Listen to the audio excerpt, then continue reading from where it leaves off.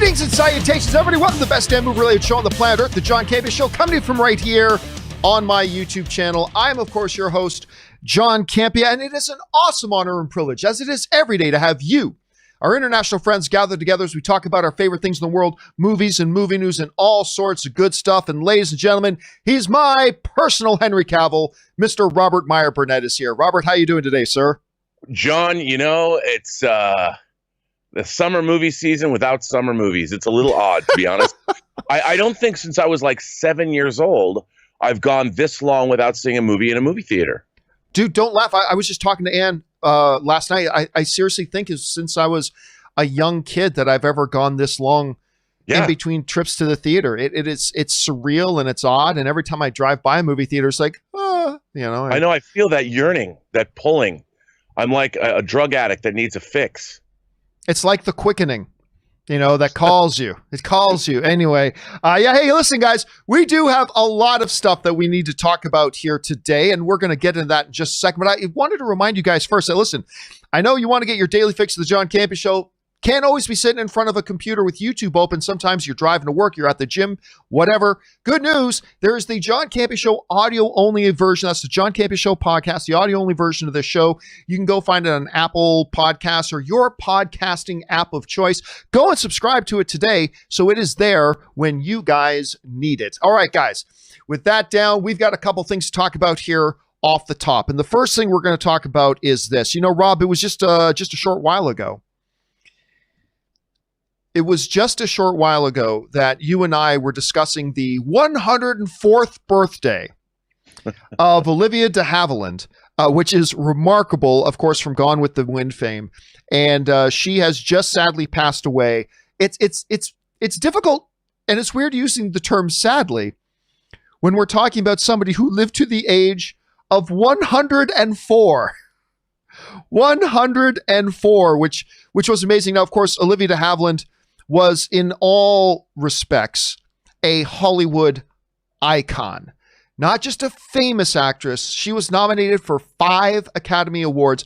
Not many actors garnered that many Academy Award nominations for acting, 4 of them for Best Lead Actress, 1 of them for Supporting. She won 2 Academy Awards, including the aforementioned Best Supporting Actress that she won for Gone with the Wind. She won another one as well, but it was beyond Gone with the Wind. Like, she started like with a swashbuckler, Captain Blood. She was Maid Marian in The Adventures of Robin Hood. Yeah, with Errol Flynn. With Errol, one of my favorite. With Errol Flynn, and she, you know, again, we were just talking about her birthday just a short while ago, but she passes away at the age of 104. Rob, your thoughts on the passing of Olivia de Havilland? Well, I mean, she truly was. What's interesting is if you go back and look at her first movie that she was in, Alibi Ike, was 1935, and the last movie she was credited as being in was in 1988, The Woman He Loved. And she was in like the North and South miniseries.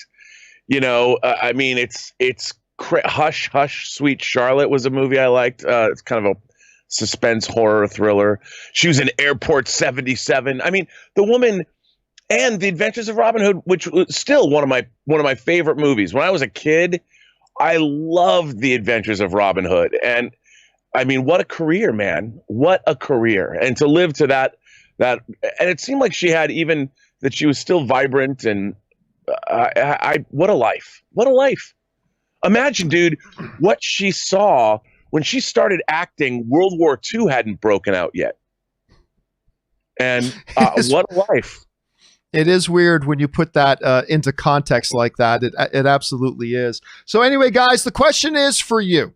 What do you guys think about the passing of Olivia de Havilland? Maybe you haven't had a chance to see a lot of or many of her movies at all. Maybe you haven't seen any of them. They are little films. I encourage you, go back and watch her work. She is a Hollywood icon, and we have lost one of the legends. All right, guys, with that down, let's move on to another off-the-top topic, and that one is this. You know, Rob, Tenet has been one of these films that has had a little bit of drama going on around it, right? It's had a bit of drama going on around it. Now, the drama continued on this morning when we started seeing that on Regal's website started listing, there was no official announcement at the time, but Regal's website started listing Tenet releasing in their theaters on September 4th. John. Which is a little bit sooner than I think some of us have heard about. However, that has evolved a little bit because there is now word coming out. Now, let's take one step back for a second. Let's take one step back for just a quick second. Going back about a week or so, when Tenet got moved, we remember the officials at Warner Brothers said that, we may approach our release on Tenet a little bit differently than our regular traditional release. Because, of course, traditionally they put it out in the Americas first, then other places around the world, or at least at the same time and stuff like this. And we weren't really clear about what they meant by, we're going to do it a little bit differently this time. Well, apparently, now we do know what they meant by that. Because Deadline has just released that Tenet is set to release in 70 countries, not including the US, 70 countries to begin opening by the end of August, followed, now this kind of confirms that story about what Regal put up on their site, followed by a US release over Labor Day weekend. So they have reset a new Tenet release date, and it seems like they're doubling down on this release date right now, saying 70 countries across the world by the end of August. So we're talking in a month. And then they're going to put it out in the US over Labor Day weekend. Now, Rob, you and I have learned in the pandemic era that the best laid plans of mice and men doesn't often mean anything. They have set and reset the Tenet release date a number of times, only to move it again later. Yes, now they're saying that it's going to get this international release, which is fantastic, to be followed by the US markets in September. Grand. But again, the pandemic may have plans of its own. Rob, let me ask you this. Number one, what do you think about this announcement that's come out? But number two, let's say, for argument's sake, that things continue to get worse in the United States because we seem to be a bumbling bunch of idiots not knowing how to handle this thing when other countries have. But let's say things continue to get worse in the United States. Do you think that Warner Brothers at this point goes, well, if we can't release it in the US yet, then we can't release it in the US yet. We're still keeping that end of August in whatever other markets around the world we can. So overall thoughts on this, and do they stick with that international release even if they can't make the early September release for the United States? Well, I think, I was talking with a friend of mine about this last night, and he pointed something out that was interesting. When the James Bond movie Spectre came out, the last Bond film 5 years ago now, 77% of its box office take was foreign, non-US. 77%. That's a pretty big percentage. And if like a lot of the countries around the world, friends of mine in Germany went and saw Unhinged, the Russell Crowe film. Theaters are opening. People are getting back into doing business. I mean, we'll see. But I think that they're going to move forward and open this movie, whether it can go in the US or not. Now, what's going to be interesting is if it sticks on this release date, this is going to be a case study of a number of different things. Where COVID's at worldwide, obviously, we'll see what happens when people start going to movie theaters. Because of all the movies, this is the movie that's going to get, I think, the most people to come see it. I mean, this is going to, even if the theaters are only half full, I think this movie is going to be, I don't remember a movie wow, that's not true. Endgame probably, but people are excited about this movie and they're going to go. I know you and I might, if California doesn't open, we might have to take a road trip somewhere, a day trip cross state lines. I don't know, figure out where the best theaters that we can see it in is. Cause I really want to see this. Labor Day weekend is not that far off. And it's, 30, 40 days off maybe. And I hope so. It's up to us. It's ours to lose.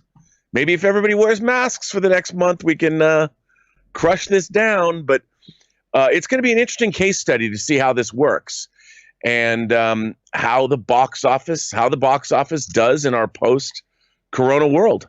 So I'm curious to see what happens. We talked about the New Mutants the other day. And we talked about how I think there's actually a decent chance because, they just had their Comic-Con panel and they said, we're still releasing on August 28th. Well, that's only a few days removed from when Tenet says they're coming out. And, you and I speculated the other day that, I think there's actually a decent chance they keep that release date, because I think with New Mutants, there's a situation of, we just got to get this thing out. And I kind of feel like they might just release it August 28th in whatever theaters they can, whether that's a bunch of them or not, and just say, there, we've done our theatrical release. I don't think you can apply that same philosophy to Tenet. It's just too much of a bigger film with a much higher budget and a lot more riding on it. But I could very well see, I agree with you. I can very well see them going, you know what? This isn't how we would have done it normally. And this is something that would have been unthinkable 3 months ago. But I think they're in a position now that they'll go, yeah, look, if we've got 70, 60, 50 countries that we can release it in, we're going to release it, and then we'll just release it in the US when we can. I think they're just getting that up to that point. Yeah, and I also think, I've been thinking a lot about this, that with our crazy world that we're now living in, I think there's going to be a lot of people that might not necessarily run out to the movies, who might go out to the movies just to have a sense of something in their lives that's relatively normal. If they're safe and they wear masks and they practice social distancing and they use hand sanitizer or whatever, I think people are now at a point. I mean, by then we're going to be 6 months into a lockdown and all of this, and I think people are going to want to go, man. I know I want to go. Like we just talked about as we opened the show, that I want to go back to a movie theater. Right. I want to see Tenet on the big screen. I just think there are safe ways to do it.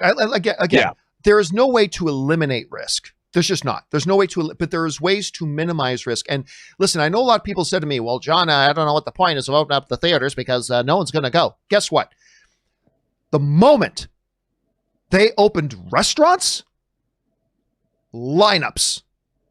The responsible restaurants had little X's that were 6 feet apart, social distancing, only had so many tables open, all that kind of stuff. But the moment restaurants were open, people flocked to the restaurants. The moment beaches in some places were open, people flocked to the beaches. The moment hair salons were open, people flocked to get their hair cut. I mean, that's I was one of those.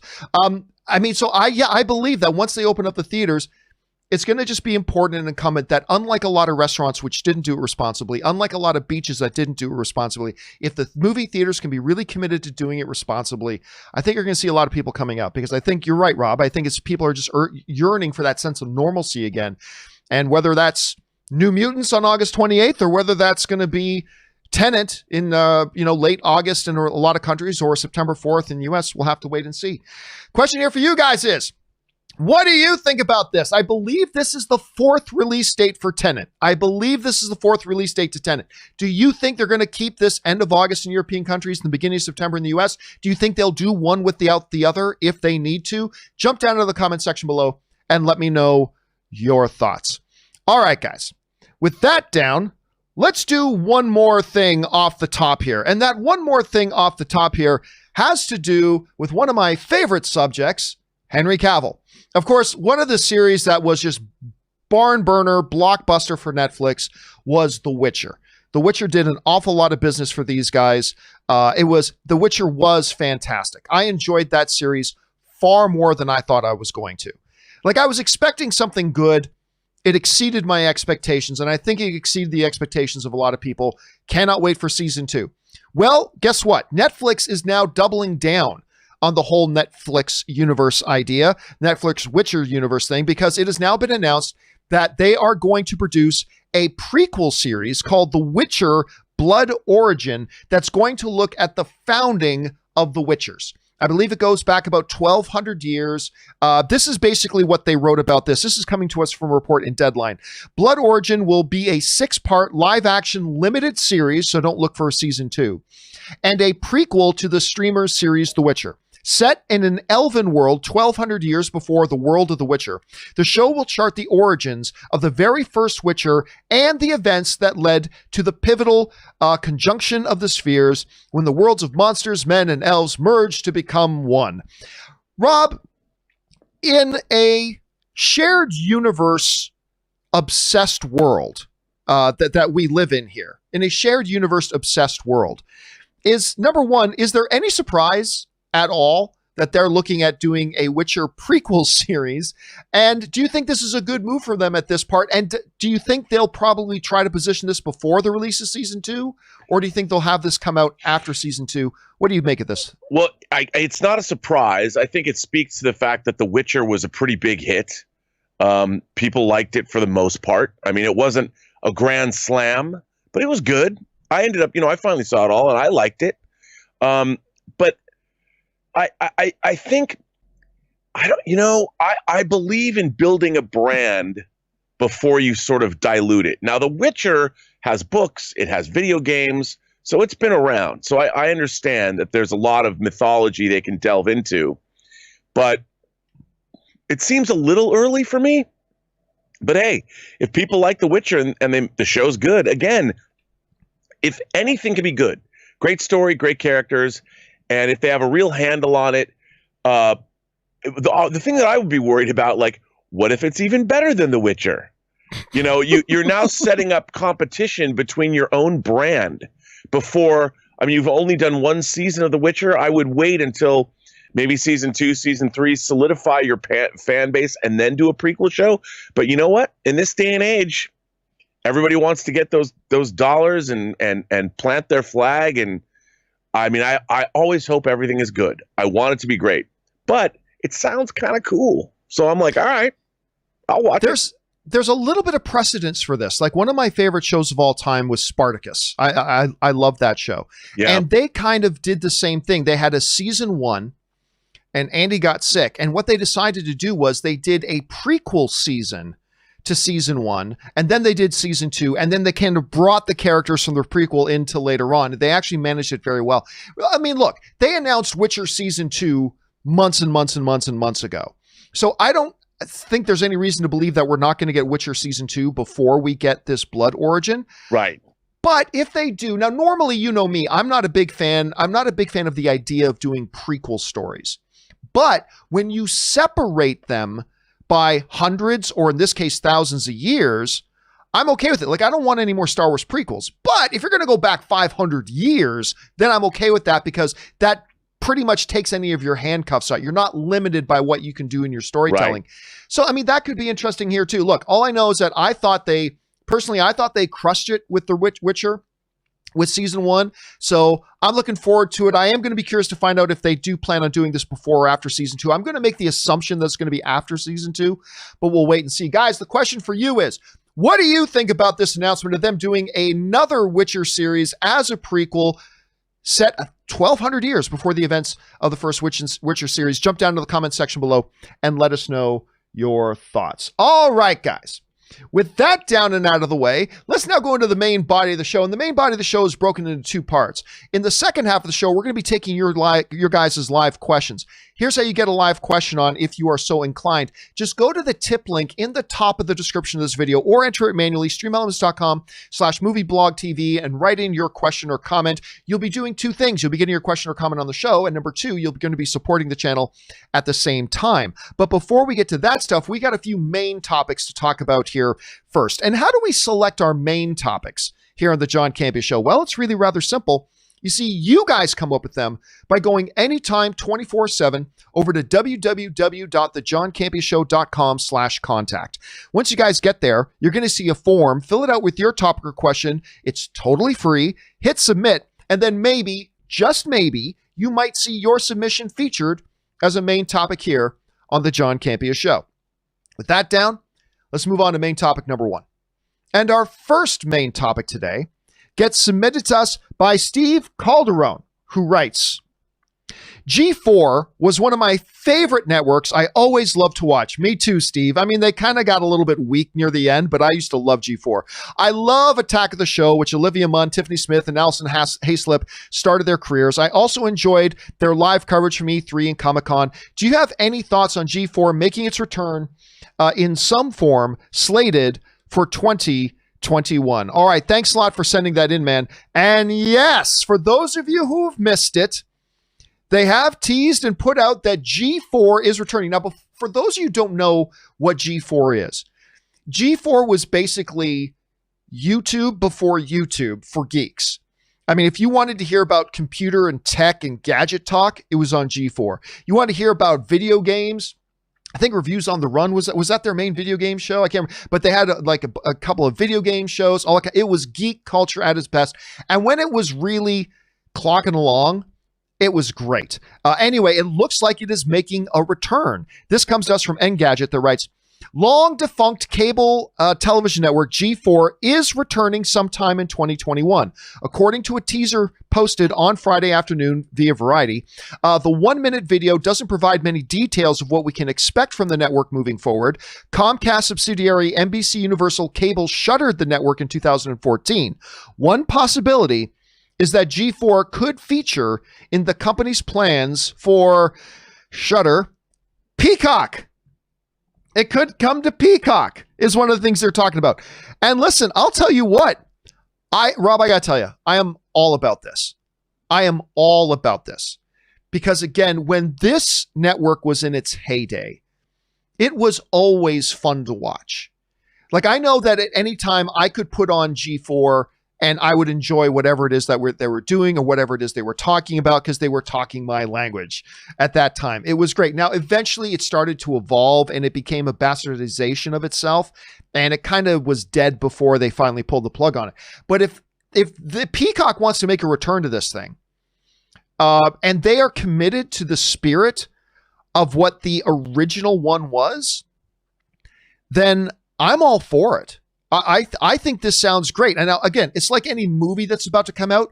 It all depends on the execution. Maybe it'll be good. Maybe it'll be terrible. We're going to have to wait to see it till we find out. But for now, hope springs eternal for me. I'm excited about this as long as they get back to the spirit and the roots of what the original idea of G4 was. Back when our friend Chris Gore was on it. If they can get back to that, this could be really. Now, there's been no announcement whether Kevin Piera was going to come back or any of the original people or Leo Laporte.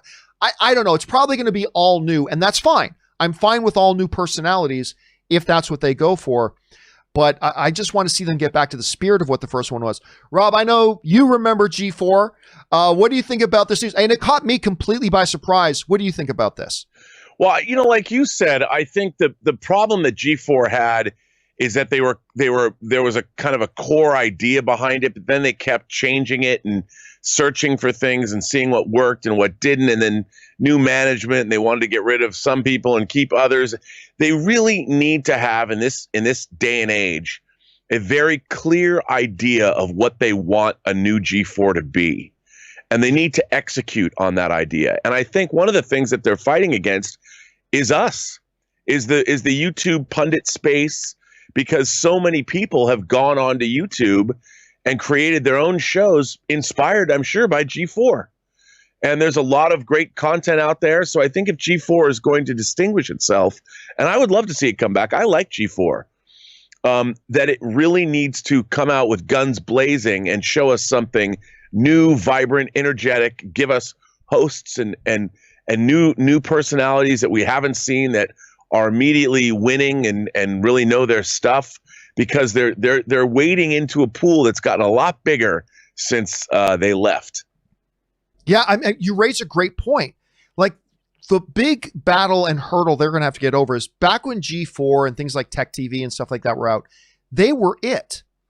But today they're going to try to come back in the YouTube era, where when it comes to the geek and tech space, we've got MKBHD, we've got Linus Tech Tips, we've got The Everyday Dad, we've got tons and tons of video game content. Hell, we've got Twitch that is just all video game content all the time. So I hope it's not some of the old original executives thinking we'll just remake what we made, because now the landscape is a little bit different. They're going to have to do things that set them one step above. That says, hey, look, we're a network. We've got the resources of a network.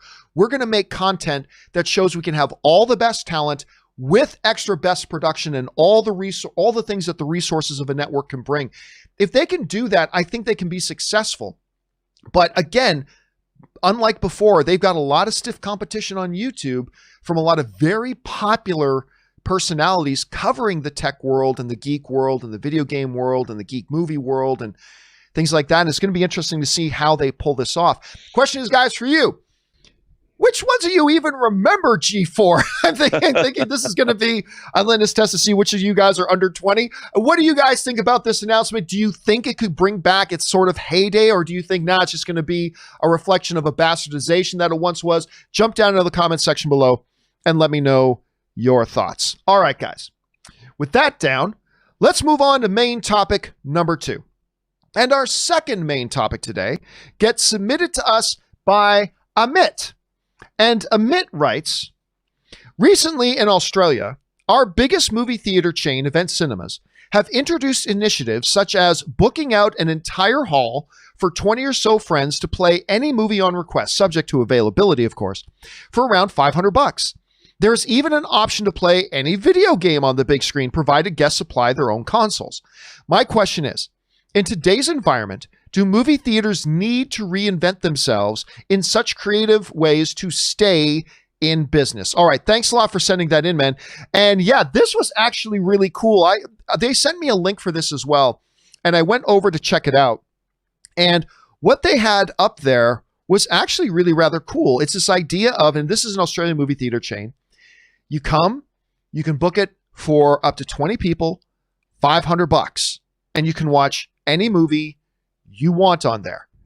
And this is why this is appealing to me, because some people might say, well, $500, that doesn't sound all that great. I mean, you're still, if you have 20 people, $500, you're still paying $20 per person. Yeah, but look at this deal that they're offering for this. The deal that they're offering for this actually looks pretty good. The idea is, this is what it says on their site. For a limited time only, you can book your own cinema for just $500 with our special private booking package. Book before the 31st of July to access this special offer. The private booking package includes a private cinema for up to 20 people, a movie of your choice. They have a big library of films that you can choose from. You may not be able to get everything, but they've got a big library there, including a range of new releases, cult classics, and family favorites. Here's the key: unlimited medium popcorn and drinks. I mean, that's probably why it's getting up there. I'll tell you what, I love this idea. I think this idea is gangbusters good. And one of the reasons why I like the idea so much is because, number one, it shows a little bit of creativity on the part of the movie theaters. Now, listen, movie theaters going all the way back to like the 1930s had to be creative with their use because it's a big space. They're paying a lot for it. And what used to happen in the olden days a lot, back in my grandfather's day, was that sometimes movie theaters would even like have live stage productions. Like if they had a stretch where they didn't think any big movies were coming out that was they would basically shut down the movie part of it, and they would have a stage, and they would actually have live plays come in and do live plays. I mean, movie theaters got to do what they need to do to generate revenue. We see this happening already in North American cinemas because just last year, they started showing NFL games on a lot of big screens like AMC. If I want to, they had a certain number of games that they would play on a Sunday because I like watching football in a group.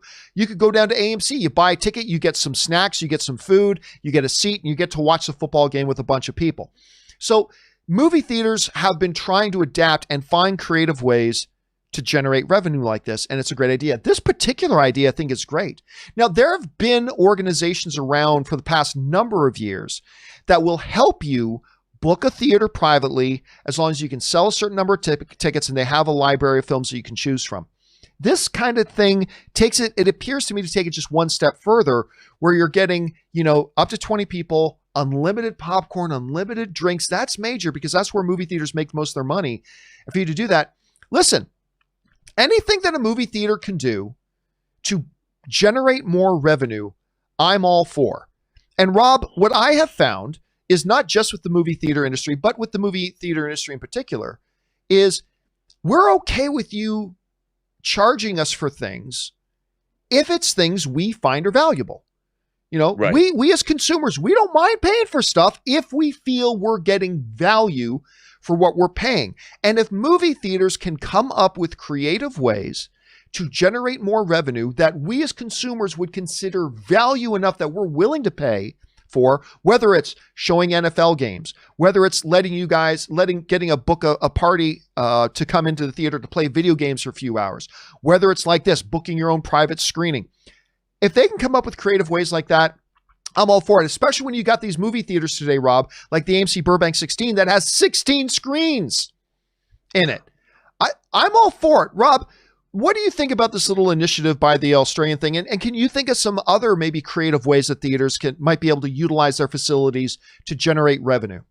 Well, like you, I mean, booking a movie party with your friends and like can you imagine if the AMC 16 by your house, you book the Dolby Cinema and you could call up, you and your friends, like 20, 25 people, everybody kicks in. And knowing people have been quarantining, it's going to be safe or whatever. That would be so much fun. I mean, I would if movie theaters like set aside mornings, like from 10 a.m. to 1 p.m. or something to do that, I would make that a regular practice. Especially if you could book a theater on the weekends, like on a Saturday morning. How cool would that be? Like you and your friends, you get to see everybody and you all go out to lunch and talk about the film afterwards. I mean, that's a cool thing to be able to do. I don't know if they'll be able to adopt it here, but I think stuff like that, I mean, anything that where you have communal viewing experiences. Now, football games are good, but like, what if somebody said, okay, today we're binge watching the Umbrella Academy? I would go watch 9 hours of the Umbrella Academy or 10 hours at a movie theater to watch the whole thing on a big screen with a big sound system. Netflix presents binging days or whatever. I don't know. I think that's a good idea. I mean, maybe it would only work as a novelty at first, but I could see that if you had, especially if you could order, like, didn't they say you could order up like any movie you wanted? If it's available, if they have it in their library that they have access to. So I mean, that's true. Like, what if you had like a bunch of people that says, let's rock the Godfather trilogy or let's rock Lord of the Rings. And, you could have a special day where you pay $500 to sit there and you and all your friends get to watch the extended editions of Lord of the Rings. I could see that being a thing. Yeah, I mean, especially when you consider the fact that, look, again, we're using the AMC Burbank 16, but there's lots of cineplexes around the country that have 8, 10, 16, 20, 24 theaters in it. And listen, when we think of the movie theater going experience, we think of opening Friday night and the theaters are packed. And you think, well, how can having 15 or 20 people paying $500 come and be cost effective? Because for the vast majority of screening times, Monday through Thursday, 1 p.m., 3 p.m., 4 p.m., 5 p.m., 7 p.m., 9 p.m., Monday through Thursday, there are a lot of those screenings that have like 5, 8, 12 people in them. So there's a lot of opportunity there for theaters to say, hey, we could play, Bloodshot for 6 people on, Wednesday at 5 p.m. and make, $130, or we can book out a private party for $500 and make more money and get more people into coming into the theater. So I think it's a win for the consumers if there's special things they want to do. I think it's a win for the movie theaters. I just think they need to utilize trying to get more creative with their facilities. Yeah, I do too. Anyway, I think it's cool. Question is for you guys. What do you think about this? Maybe you think, nah, man, listen, movie theaters are the temple of movies. Keep it sacred. Don't deflower it with other stuff. Or maybe you're like me and you think, there's a lot of other things you can do. If so, what other types of creative ideas can you think of that movie theaters can do that we as consumers would think, yes, that's valuable enough that I would actually pay for that? Jump down into the comments section below and let me know your thoughts. All right, guys. With that down, let's move on to main topic number 3. And our third main topic today gets submitted to us by Martin Woods. And Martin Woods writes, hey, John and Rob, I have to admit, I'm kind of getting tired of the hate campaign for the Snyder Cut. Even Snyder was just bashing on the theatrical cut of the movie, which is way better than any movie he's ever done. I take issue with that. We'll talk about that in a second. Saying he'd rather blow up the Snyder Cut. He'd rather blow up the Snyder Cut than use any of Joss's footage. I take issue with that as well. We'll talk about that in a second. He's just coming across as salty because Justice League had a higher critics and audience scores than any of his films. All right. Thanks for writing that in, Martin. And let's dive into it. And listen, Martin, with all due respect, and I appreciate, hey, listen, film fans, we come from different points of view. I respect what you're saying. But I do want to point a couple things out. Number one, let's start with some of the factual stuff. Saying that, Justice League had better audience and critic scores than any of his films Well, number one, don't forget Justice League is still technically his film. Like if you look at Justice League, that was the theatrical cut, he's still the listed director of credit. That's a nitpick. But also, while it is true that Justice League, the theatrical cut did have, yes, it did have a higher critic rating and a higher audience rating than Batman versus Superman did. You know what I think about web voting based audience rating stuff. I don't think that's very reliable, but yes, it did have a higher critic rating and a higher audience score than Batman versus Superman did. It did not have either a higher critic score nor a higher audience score than Zack's other movie, Man of Steel. It still is an issue of massive bewilderment to me that critic score for Man of Steel, one of the greatest, I would dare I say it is the second greatest DC movie ever made, only behind The Dark Knight. Yes, I said it. I believe Man of Steel is better than Batman Begins. I believe it's better than The Dark Knight Rises. I believe it's better than any other DC movie ever, with the exception of The Dark Knight. So I take a little bit of issue saying that the Justice League, I like Justice League, the theatrical release. I did, but I take some issue saying it's better than any of the other films he's ever done. So I'll take a little bit of issue with that, but I'm a Man of Steel homer. Okay, so what this is all coming from is that Zack Snyder is being interviewed for something called JusticeCon, right? And the question got asked, and it is actually a ridiculous question. And I'll get into that in a second. It is an absolutely stupid, ridiculous question that even the person asking the question said, it's a dumb question, but for the fans, we've got to ask. And I understand that. Sometimes you got to ask the dumb question because it's a question that's begging to be asked. And they asked him the question, are you going to use, in your Snyder Cut, are you going to use any of the other footage from the theatrical cut? Again, it's a ridiculous question. We'll get into why. This is what Zack Snyder said, and what everybody is getting, including our question, the person who asked the question is getting all riled up about. Zack said the following. He said, there would be no chance on earth that I would use a shot that was made after I left the movie. I would destroy the movie. I would set it on fire before I would use a single frame that I did not photograph. That is fucking hard fact. All right, let's read this again. Snyder said there would be no chance on earth that I would use a shot that was made after I left the movie. I would destroy that movie. I would set it on fire before I would use a single frame that I did not photograph. That is fucking hard fact. All right. Let's take a look at what he said.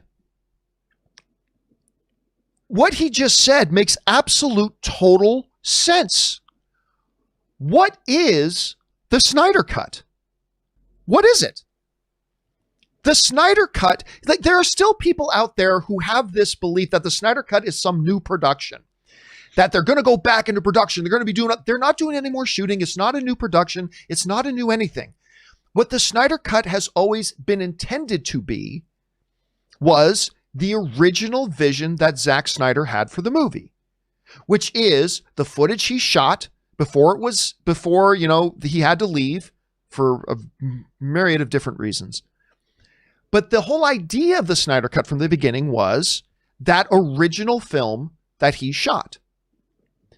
Therefore, the notion that anybody would have ever thought for a second that he would then add in footage that was shot after he left, that he would add in footage that is the opposite of the whole intention of putting out the movie that he originally shot and originally intended to show, the question itself is ludicrous. It's an absolutely ludicrous, ridiculous question. Again, I don't blame the interviewer for asking the question because they were right. It's going to be something people wonder, but it's absolutely idiotic that any of us would be wondering that. The whole idea of the Snyder Cut is for him to take the original thing that he shot and had his edit of for years, to then take that, get the studio to give him a bunch of money so he can actually finish it, and then present it to the world. When you understand what the Snyder Cut, what else? Listen, I understand getting a little upset by it, but listen to what Zack Snyder said. Nothing that he says here is unreasonable, and nothing that he says here should be surprising at all. There is no chance on earth that I would use a shot that was made after I left the movie. I would set it on fire before I use a single frame that I did not photograph, because the idea of this thing is the movie that I shot. Right. So, I mean, of course. So listen, I respect the fact that maybe you took his words one way, but I honestly think if you take a step back and understand the context and take a look specifically at what he's saying. And by the way, he wasn't trashing on Joss Whedon. He never brought up Joss once. He actually reemphasized in the interview, he never actually saw that version of the movie because it was the movie that was taken away from him. I respect that. But he doesn't trash anybody here. I don't believe he's saying anything unreasonable. He's saying what all of us should have had enough common sense to know in the first place. Of course before he said that person should have been able to ask any of us, do you think he's going to use some of the other footage made for the...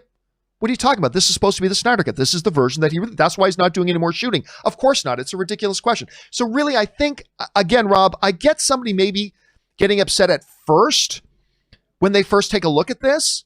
But I think if you just take a breath and look at it again, what he's saying is exactly what we all should have known and should have never even be asked. He's going to make this thing the thing that he always intended to be, which means why the hell would he use any additional footage? So personally, I see nothing wrong with what he said. I see nothing incendiary about it. He was being very passionate. Look, he's been trying for years to get the studio to agree to let him finish this thing. And now that they have, is he suddenly going to go out and pull in other footage that other people shot? Of course he's not. Yeah. And he answered that passionately. I personally see nothing wrong with what he said there. Rob, you saw these words. What was your reaction to it? Well, first of all, I wanted to give a quick shout out to the people at JusticeCon for putting this event on because I participated in a panel discussion on it. This was put on by 3 female fans that put it all together to talk about and honor the Snyder Cut. And they got Zack Snyder to participate. And while DC Fandom is happening next month, where we're going to see an actual trailer for the Snyder Cut, Zack Snyder dropped a piece of footage with Superman in the black suit. He came on this thing, and it shows what the power of fandom to do something good. I thought this was a really cool event, and the fact that Snyder fully sanctioned it was awesome. So kudos to them. And secondly, I agree with everything you said. It's not like Zack Snyder was standing at a podium with banging his shoe like Mussolini giving a speech. You know, there's an element of tongue in cheek to what he was saying. And of course, what would be the point of having a Snyder Cut if there was anything that he didn't shoot in it? I mean, it of course. And I think since the question was couched as being a stupid question anyway, but I think, like you said, I think it kind of had to be asked because people want to clarify. It's stupid and it's pathetic, but but she was right. Like the girl was asking the question. She goes, look, I have to ask this. And she's 100% right because that 100%. Is a question that a lot of stupid people like me would have been thinking about. And so she had to put that question out there. And I respect that. Also, so, yeah, it's a logistical question from a filmmaking perspective. Would there be some footage that you might have needed to reshoot, but they did it for you or whatever? If I was a producer, like let's say I was producing the Snyder Cut, or you and I were, the first question we would be asking Zack Snyder is, okay, we have all this footage. Do we need more footage? Are you going to expect us to figure out a way to go shoot more stuff? And if so, are you going to utilize anything that was made by Joss Whedon? That's a logistical question that would be one of the first things asked if you were going to actually go do this. So I think clarifying it for the fans, because you know how misinformation gets all over the internet. Now you've actually got a definitive quote from the filmmaker himself saying no. And the fact that people are spinning it into something like a bad form or whatever, I think he was just giving you a fun answer. You know, it's not like he was, like I said, he's not, I will never, you know, he was being fun. You know, it was a fun answer. It's not like he's on trial in front of Congress or something or being deposed. I thought it was an amusing answer and I thought it was fun and it kind of says where his head is at and no one will ever question it anymore. So there's your answer. I thought it was great. Yeah. Again, the whole point of, what is the Snyder Cut? The Snyder Cut is the version of the movie that he shot prior to leaving or being removed, whatever, and the studio mandating they change the movie. He's been wanting his cut to come out. So why on earth would he ever want to use a piece of footage that he didn't shoot? It just makes sense. So again, listen, I understand because he answered it so passionately. I get some people on first impression looking at that and maybe taking it a little bit the wrong way, like he was being like aggressive or negative. I think there was, again, I think when you take context into consideration, you understand what this movie is supposed to be, and then you read his comment, he's saying, no, I'm not going to use anything that I didn't photograph. I'm not going to shoot anything that was shot after I left. This is supposed to be his vision. I see nothing wrong with what he said whatsoever. Anyway, guys, question is for you. You had a chance to see that little quote from Zack Snyder. What did you make of it? Did you think he was maybe being a little, out of bounds? I personally didn't think at all, but maybe you did. Jump down to the comment section below and let me know what you think. All right, guys. With that down, let's move on to our fourth and final main topic today.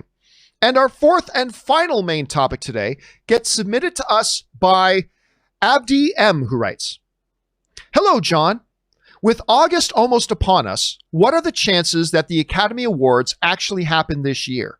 I know they already delayed it and made some adjustments for the qualifying, but wouldn't there come a point where they just have to surrender the year? Or do you think they hold the ceremony with however many eligible movies they have? Thanks." All right. Thanks a lot for sending that in, Abdi. And full disclosure on this question was actually sent in over a week ago. So this was a question that was actually sent a week ago. Well, then why bring it up and talk about it now? The reason I bring up this question now, and I went back to dig it up from Abdi, is because I was having a text conversation with somebody yesterday who is a voting member of the Academy. And they said something rather interesting to me. Now, before we talk about what it is they said, let's go back a couple of steps to examine where we are right now. Now, of course, the Academy Awards are supposed to come out in February. The eligibility deadline, but like by the time deadline that your movie needs to meet in order to be eligible for the Academy Awards is February, is you got to meet the eligibility requirements by December 31st of this year, right? Well, what happened? The coronavirus came out. A whole ton of movies have been delayed for months and months and months and months.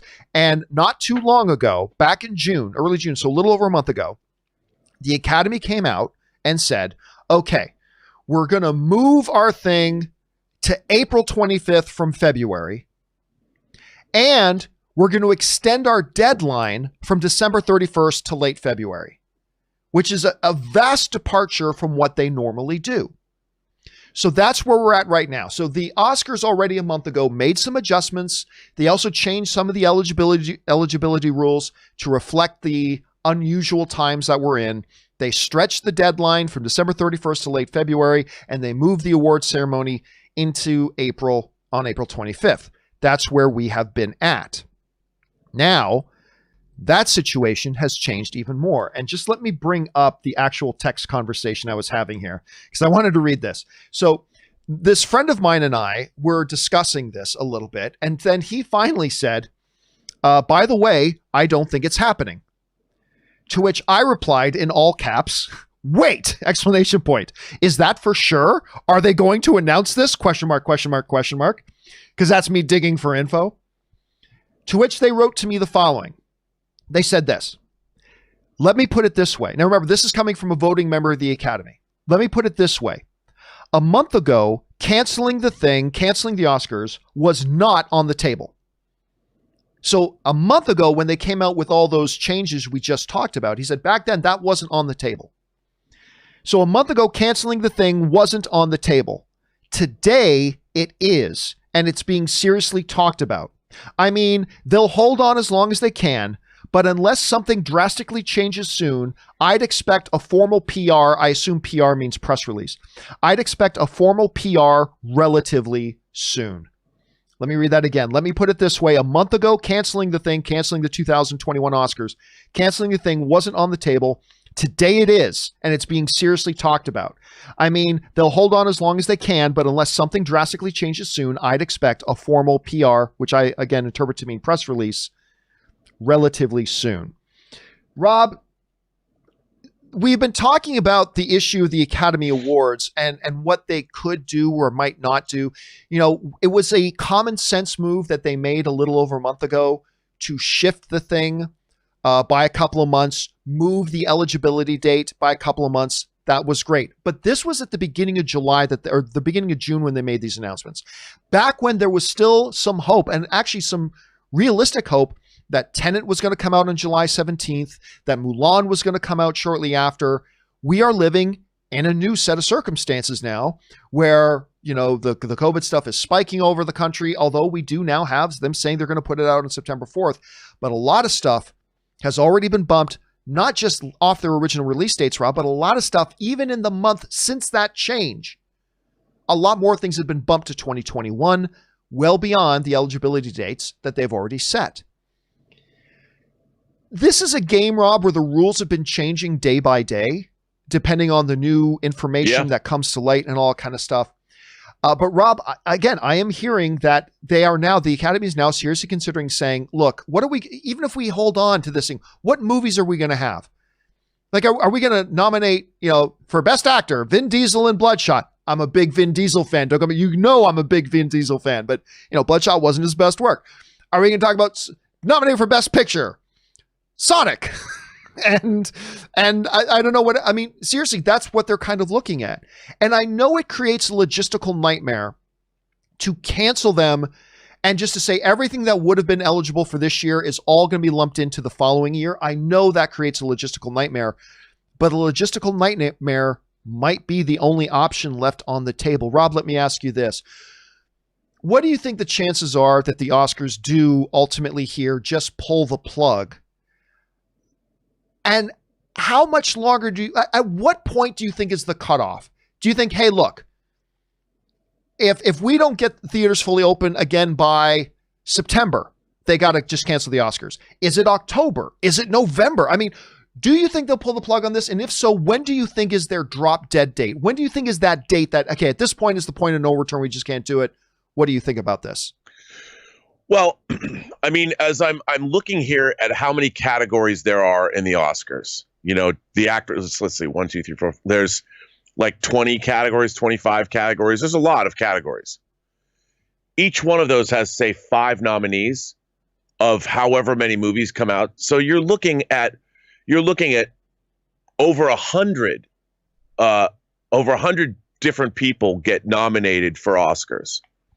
And they're being drawn from, say, I don't know, 1,000 movies. We just don't have enough films that are going to be released this year to make the Oscars a legitimate competition. The whole idea of it is to honor the best of the best. We don't even have enough movies to fill out any of those lists. And I think if they gave out the Oscars this year, the real question is, could we even, is there enough films that we can even judge to and fairly judge that live up to the standards of what the whole Oscars was supposed to be? And I think they're weighing their options like, well, we just don't have enough material to give out the Oscars this year. It's no one's fault. You know, it was a situation that arose. It's not what we certainly didn't want this to happen. But to keep the Oscar ceremony legitimate and to keep it what it's always been, they just don't have, let's call it, natural resources. You know, their natural resources that they live and die by are movies. And are there enough? So I think ultimately they're probably going to cancel the Oscars. And I think, wow, on the outset, I think by the end of September, they'll finally call it. Because I think some people might be holding out hope, like, well, wait, like we said at the top of the hour, if Tenet's coming out, maybe there's hope that we'll have enough movies coming out between September and the end of the year that we can have a horse race, we can have an Oscar ceremony. So maybe, but we'll have to see where we're at. Because like you said, John, this is an ever-changing situation. But I don't even think, like, as a long time, you and I both love the Oscars. We love the Oscars. We've been watching the Oscars since we were kids. Would I want to watch an Oscar ceremony for this year? Could I get excited about it? If there's not, like, even the nominations, I know that there might be 15 worthy movies to get a Best Picture nomination. And now would there even be 5? So it would seem like, I don't know, if I had a film coming out this year and I was finally nominated for an Oscar and you won one this year, there would always be an asterisk by your name. Giant. You know, yeah. Giant one. You know what it reminds me of, Rob? And you know I like my sports analogies, but it reminds me of this. If they tried, because look, let's say they even get the theaters open by September, right? When did the theaters shut down? March? Was it March that the theaters shut down? Yeah. March, April, May, June, July, August. Half the year was gone. To me, having an Oscars this coming year, and again, I love the Oscars. I want it to happen, blah, blah, blah. But we're getting, and just a month ago, Rob, I was like, yep, do this.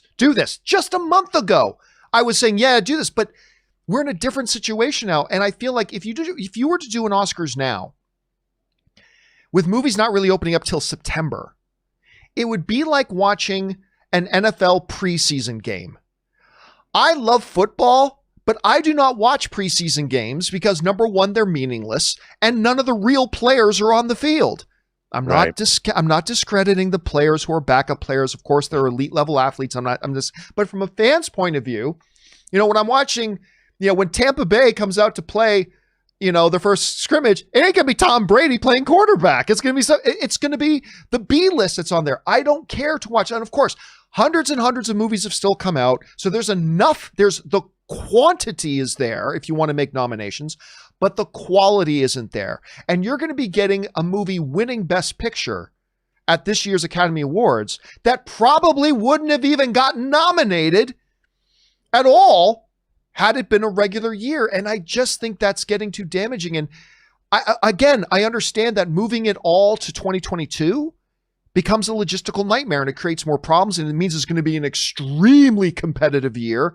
I get that, but I would rather have a year at the Oscars that is overly competitive, where maybe a couple of actors and a couple of pictures and a couple of cinematographers that would have won an Academy Award at some point won't because there was extra competition. I'd rather have that than people not deserving getting Oscars and us pretending to celebrate excellence in film when it's not the best of the best. So right. I kind of feel like, and you're saying end of September, I'm not going to go too different from you. I'm going to say, I think by the end of August.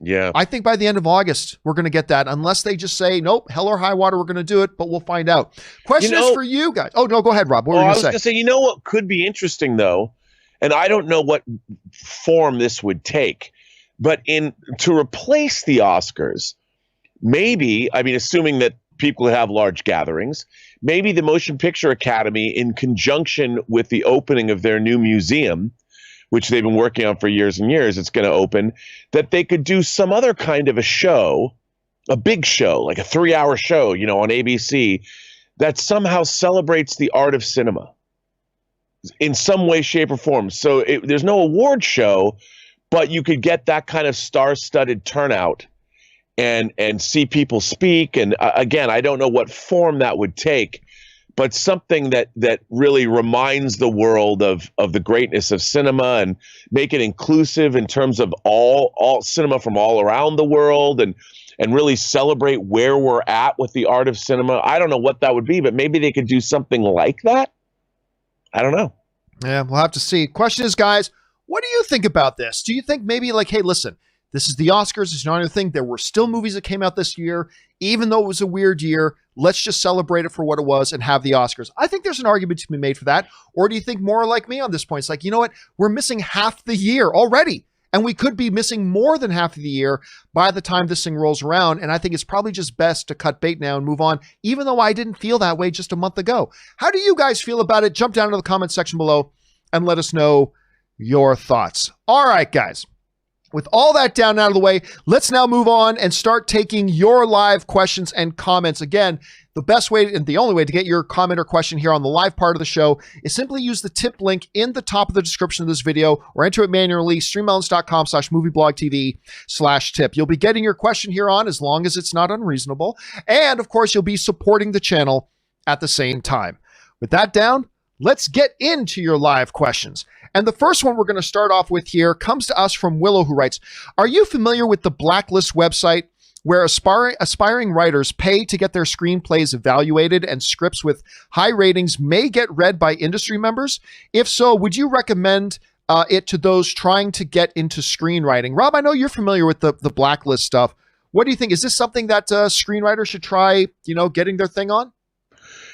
Oh, absolutely. But remember, the Blacklist, for those of you who don't know, the blacklist was put together by gentlemen, and it's people, agents or assistants or people that have read scripts, that are reading scripts, that have access to scripts that haven't been made yet, and they vote on them.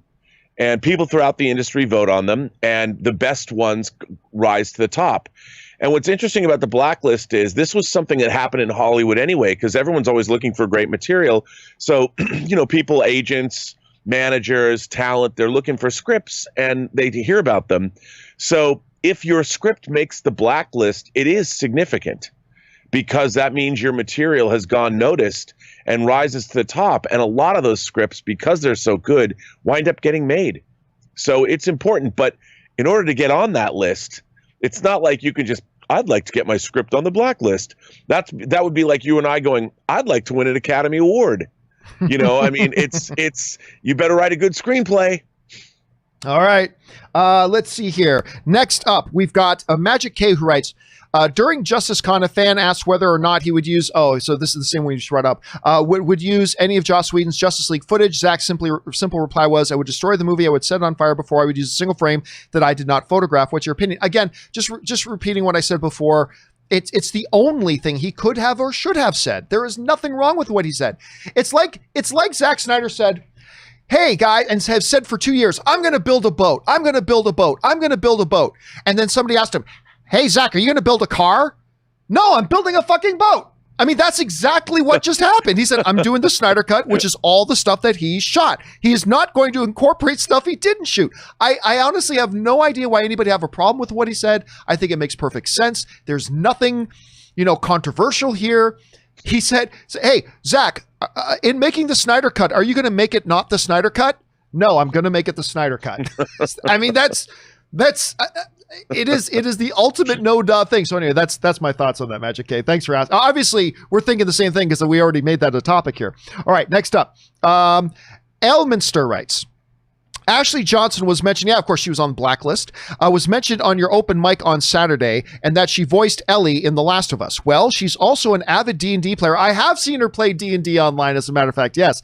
And currently plays Yasha on Critical Role, a famous D&D campaign run by Matthew Mercer every Thursday night. Yeah, so Ashley came up, and I really, of course, now she was that waitress in the first Avengers movie that everybody noticed. But I know her best from Blind Spot. I thought she was good in that. And of course, she is also the voice of Ellie. We talked about that before. And yes, I have recognized her playing D&D online, which I always thought was a really cool thing. Thanks for bringing that up, man. All right. Thomas Patterson writes, movies are awesome.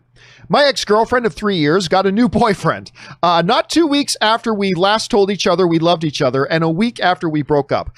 The only thing that could make me laugh was Spider-Man Into the Spider-Verse. Well, you know what? Damn right. Look, all joking aside, we have talked about this before.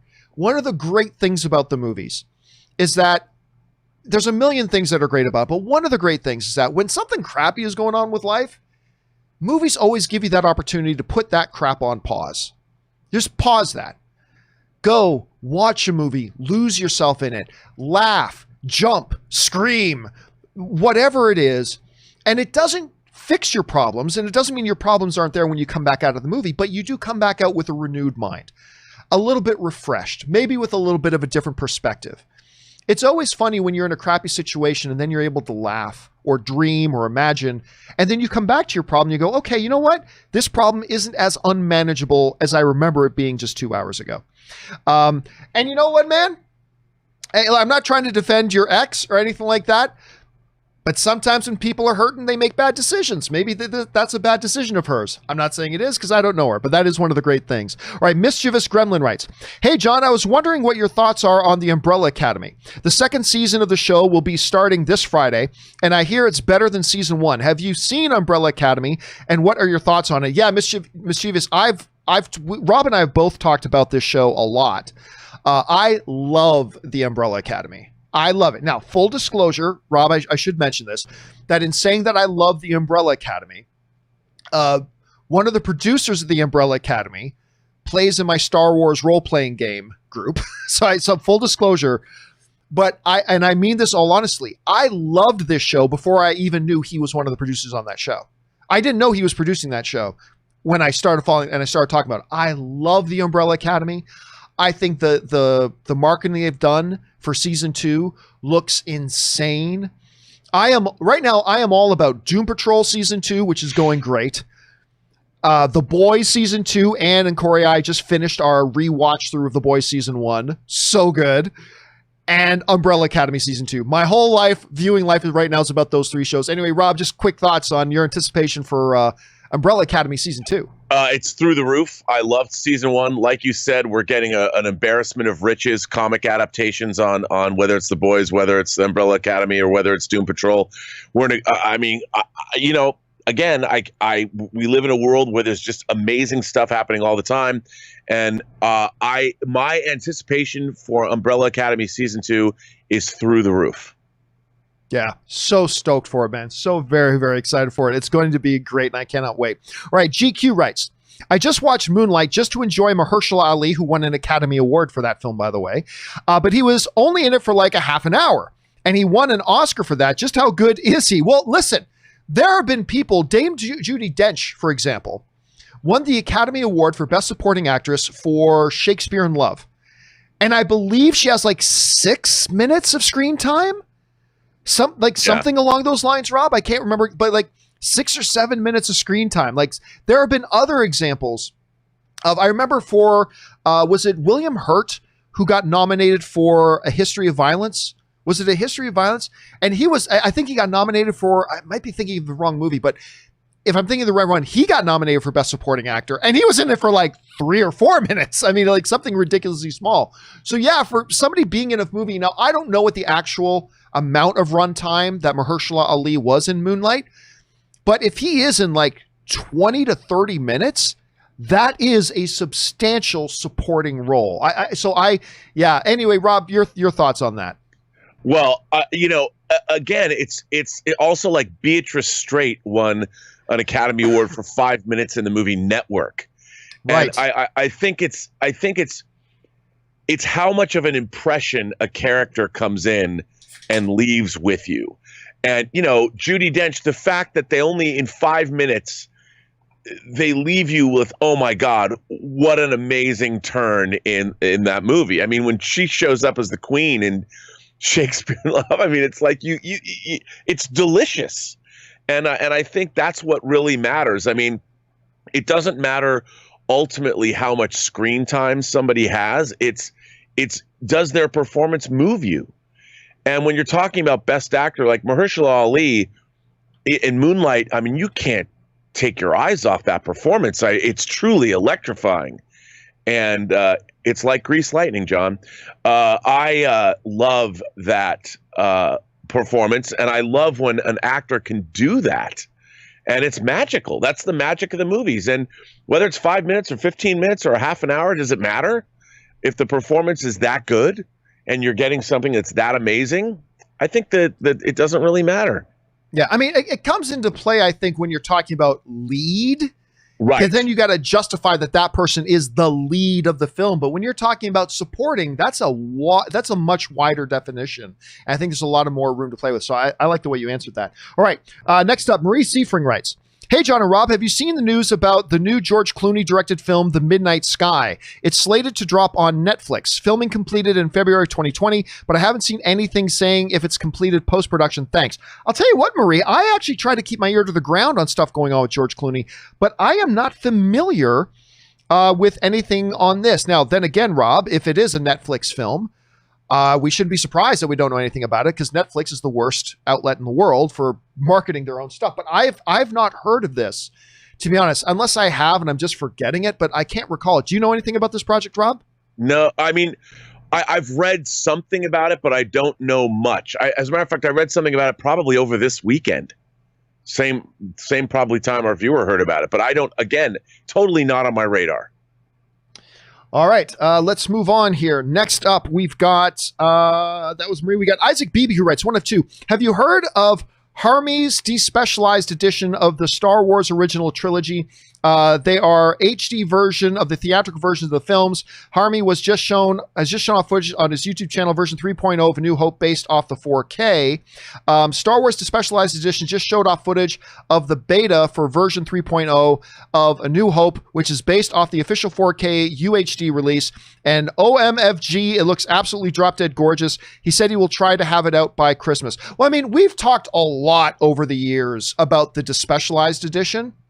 I quite enjoy. I mean, look, it's not the official thing. And normally I don't like the fan edit stuff. But listen, the despecialized edition is something I always enjoyed because it does take you more back to the true original version of the film.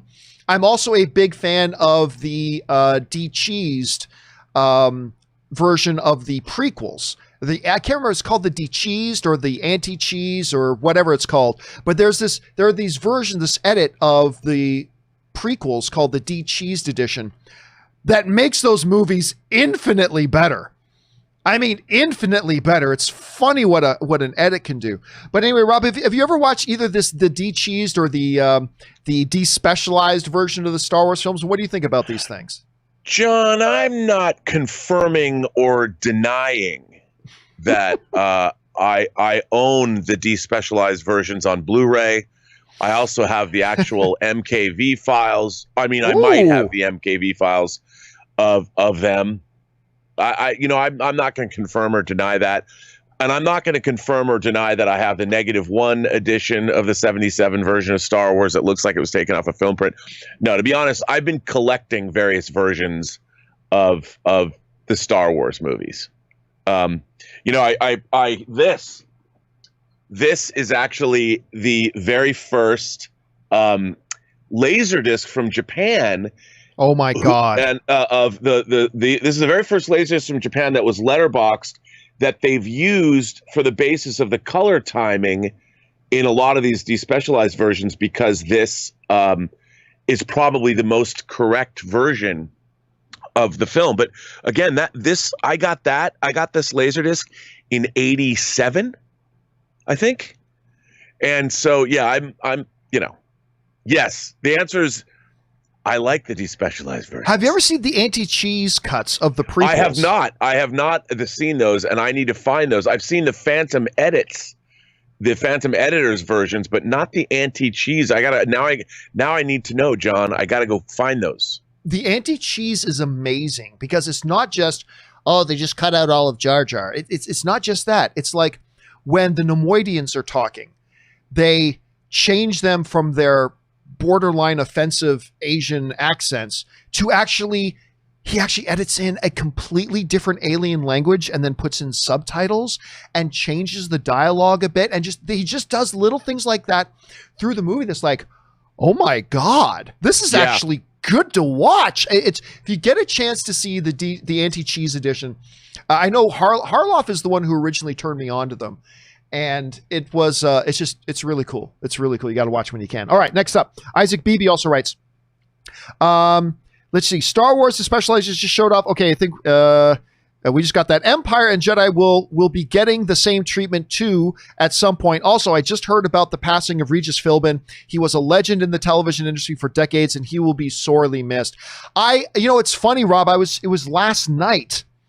I stumbled across this news that said he passed away on Friday. I'm like, wait a minute, how did I miss this? That Regis Philbin passed away. I mean, the guy was really the king of daytime talk for a long time. And then, of course, he made Who Wants to Be a Millionaire a household name and stuff like that. And David Letterman, said of him that he was really on Johnny Carson's level. He said Regis Philbin was on Johnny. He wasn't a comedian, a singer, a dancer. He was just a guy who was incredibly good at sitting down and communicating and talking and doing it in a fun and engaging and entertaining way. And it's shocking. I'm not going to pretend I was the biggest Regis Philbin fan in the world, but you always knew that he was really good at what he did. Yep. And what was he, 88? Yeah. I think he passed away at the age of 88, and that was a sad thing to hear. Thanks for bringing that up, Isaac. Okay, next up, Superman Steve writes, wow, I think I'm going to get the opportunity to watch the Hobbit trilogy again in cinema in August. I only saw it once ever in cinema, and that's when it first came out. You know what, Rob? I don't apologize for this. look, the Hobbit trilogy is a significant step backwards quality-wise from what the Lord of the Rings was. I still enjoyed them. Like, I remember watching the first one, especially in that scene when all the dwarves show up at Bilbo's house and they start singing that song about breaking the dishes and all that kind of stuff. And I'm like remembering reading this. And then like a little bit later on when they did the barrel riding, because I remember reading that for the first time. And my biggest criticism about the Hobbit trilogy was that the third part, the final part, was just all payoff. And it's like, you get this this is just an example. You get this final battle between the White Orc and Oakenshield. And it's like, these are just two guys fighting, because I haven't seen these two characters on screen building animosity for 2 years. It's been a couple of years since I've seen. We haven't seen them in this movie in this time and place to set up the drama of that moment. And that's what I thought a lot about that third part. There was just a lot of action, and a lot of the action is fantastic, but it's just all action with no context and no setup, because it was all done before, but it's been years since we've seen them. So it didn't give me that payoff, but I still enjoyed the Hobbit trilogy. And Rob, what were your thoughts on the Hobbit trilogy overall? Yeah, look, I think again, tonally, there's a lot of goofiness in it. You know, the Hobbit wasn't nearly as serious a book as Lord of the Rings. I mean, Lord of the Rings is this apocalyptic end of the world stuff. But because a Lord of the Rings had come out first, that I think the tonal changes in the Hobbit are some of them are drastic, especially with the creatures like the goblins but there's a lot to love in those movies. And I have to say, like, even the scenes when like the dwarves at the beginning, when they go meet Bilbo and they're like cleaning up all of his dishes and stuff. Now, there's a lot of good stuff in those films, and I really like the Desolation of Smaug. I mean, there's just cool stuff, man. You know.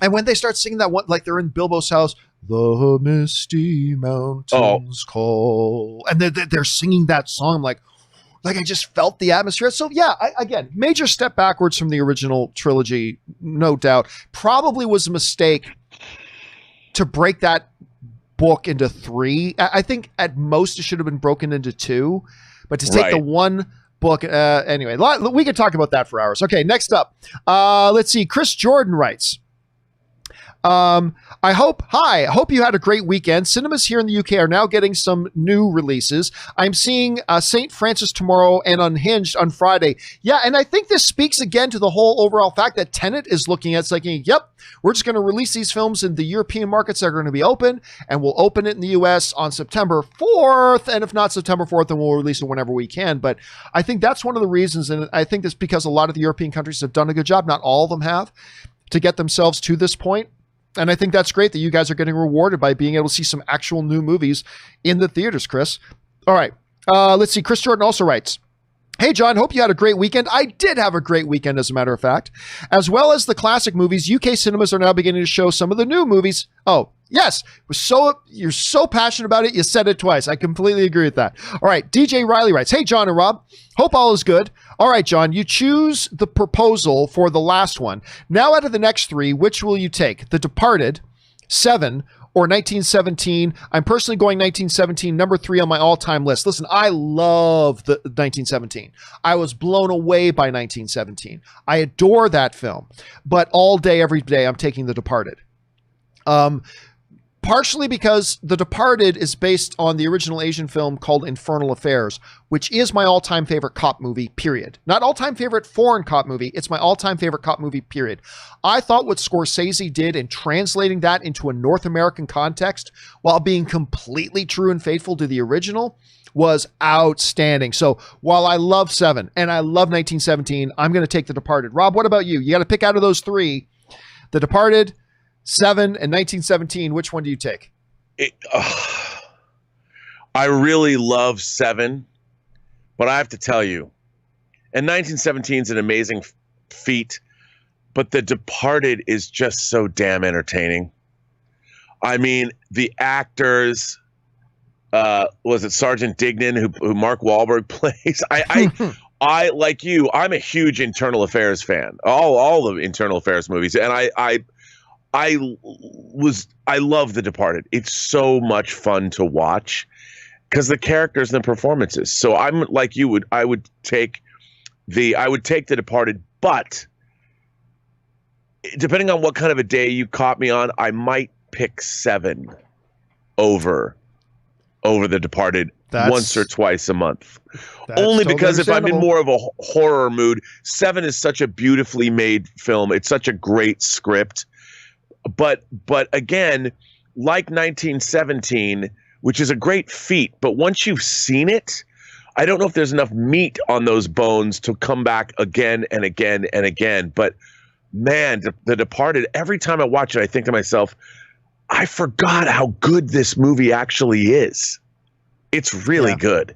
Got Marty Scorsese his first Academy Award for Best Directing and won Best Picture. Got Mark Wahlberg his first nomination. He was nominated for Best Supporting Actor in that one as well. It's so good. All right, next up. Emad writes, hey, John, I don't think anyone has brought this up yet, but I wanted to add my vote towards the Netflix show Dark. Of course, he's being facetious. Everybody always brings it up. And to add to your watch list. Fantastic show, and I highly recommend watching it in the original dialogue, German and English subtitles. Well, it's funny you should mention that. Ann and I were talking last night. We decided, we were talking about our plans for today. We decided tonight, Ann and I are going to start watching Dark. So tonight's the night. Ann and I are going to, now that we've gotten through, because she hadn't seen The Boys season 1 yet. Now that we've gotten through The Boys season 1, we're going to start on Dark tonight. So we'll see if I'm able to get through. Rob, I know you've said you've watched this show, right? And you're a fan of it? I've not watched the final third season. It's pretty amazing. It's very dense, though. It requires an attention span. So there's a lot of interpersonal relationships with characters that are a little bit tough to keep straight, but it's very gratifying. All right, let's move on here. Next up, Luke1234 writes, now that you've watched The Last Jedi and have had time to reflect on it, how would you now rank the Star Wars movies? For me, I don't really like to do right, but listen, for me, it's the original trilogy. The original trilogy is way up here, right? So that's where the original trilogy is. Then you get the new stuff. So, like the new stuff, I think The Force Awakens is the best of the new movies. I love The Force Awakens. The next one up would be Rogue One. After Rogue One would probably be Solo. After Solo would be The Last Jedi. And then after The Last Jedi would be The Rise of Skywalker. So way up here, the originals. Then down here, you start off with The Force Awakens. And then below that, on the next tier down, would be the prequels. So that's where I would rank that stuff. Okay, an anonymous viewer writes, oh yeah, it's right here. Samsonite, I was way off. Never gets old, never. I can't, that was Dumb and Dumber. I was going to say, what's that from? Oh, her name's Samsonite. It was right here the whole time. Okay, I think that was Dumb and Dumber. I almost lapsed on that. All right, thanks for putting that in, man. All right, Carnell B writes, Carnell sends in $20. Thank you so much for that, Carnell. Breaking Bad, The Fly. The following is my recollection of the significance of the episode. I didn't get it at first until an episode later in the season/series. Forgive inaccuracies. It's based on my first viewing memory. Jesse is kidnapped. He's taken to another lab where his captors want him to produce. It's unclear if he's capable alone. Jesse is sure he is dead. Then he confidently scolds his captors. He attacks the horrible condition of the lab. In that moment, the significance of the fly hit me. Walt wouldn't cook because of a single fly. A fly was the least of the lab's problems. In Jesse's desperation, it's all he had to save himself. It's all subjective. Love the show. You know, I remember that episode too. I remember that episode very, very well. When he's like in that lab and they're making him cook down there, and he finally snaps back as they capture him, stuff like that. Again, to me, that episode of The Fly of Breaking Bad was all about getting into the souls of the characters.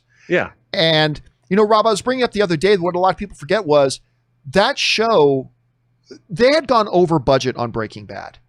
And they had to have an episode that basically cost no money, that would have one location just go. And the Fly was the result. And I still think it is one of the better episodes of Breaking Bad. I personally, I have it in my top 5 favorite episodes, maybe even top 1 or 2. But anyway, Rob, your thoughts on what Carnell was just saying there about the importance that comes back later on in the show. What do you think? Well, I think absolutely correct. You know, that's what they call in the television industry a bottle show, where you are only going to shoot on on a standing set for the episode. That's what keeps you don't have to go on location or anything like that. That episode is so innovative and just so interesting.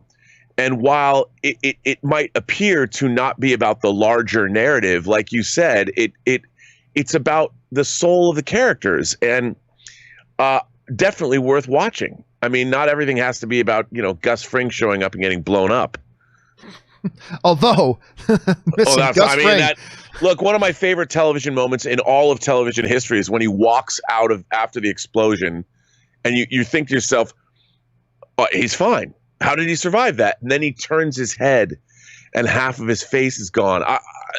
That was amazing. And more than that, half his face is gone, and he still looks. He's trying to look dignified. Yeah. And he reaches up and adjusts his tie, adjusts his shirt, and then falls over dead. It's such a good scene. Unbelievable. All right, let's keep moving on here. Alan writes, "Hey, John, have you heard of the Dark Knight's Metal DC storyline? I came across YouTube videos about it, and it sounds amazing.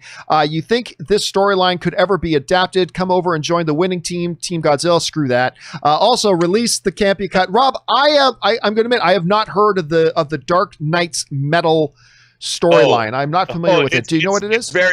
It's very cool, but I mean, there's like Hellraiser, Batman. I mean, it's really out there. And they're doing an extension of the storyline. I think it's too off-brand. I mean, it's cool, but it's really out there. And I think they've been doing everything they can to bring Batman, pull him back, and make him more like a real world character. I don't know if audiences would accept it. It could be an awesome animated series, though, or an animated movie. You could do it like an Into the Spider-Verse kind of a thing. Then people would, I think, buy into it. All right. Next up here, Licardo writes, "Hey, John and crew. Did you know that in Return of the Jedi that Naboo was in the celebration scene at the end? They're with the city with the green tops of buildings. I had always thought they were only in the prequels. Thanks for all your hard work." Well, yes. Well, that was something that was added later. That was not in. Well, that whole celebration post the destruction of the second Death Star in Return of the Jedi, that whole celebration was not in the original film. The original film, it's Yub Nub, the song that should still effing be there. It's Yub Nub and just everybody there in Endor celebrating with some fireworks going off in the skies as the X-Wings fly by. And it's fabulous. But yeah, listen, as much as I'm not a big fan of the special edition stuff, there are a few things about special edition that I do appreciate. And Rob, I know you and I have talked about this.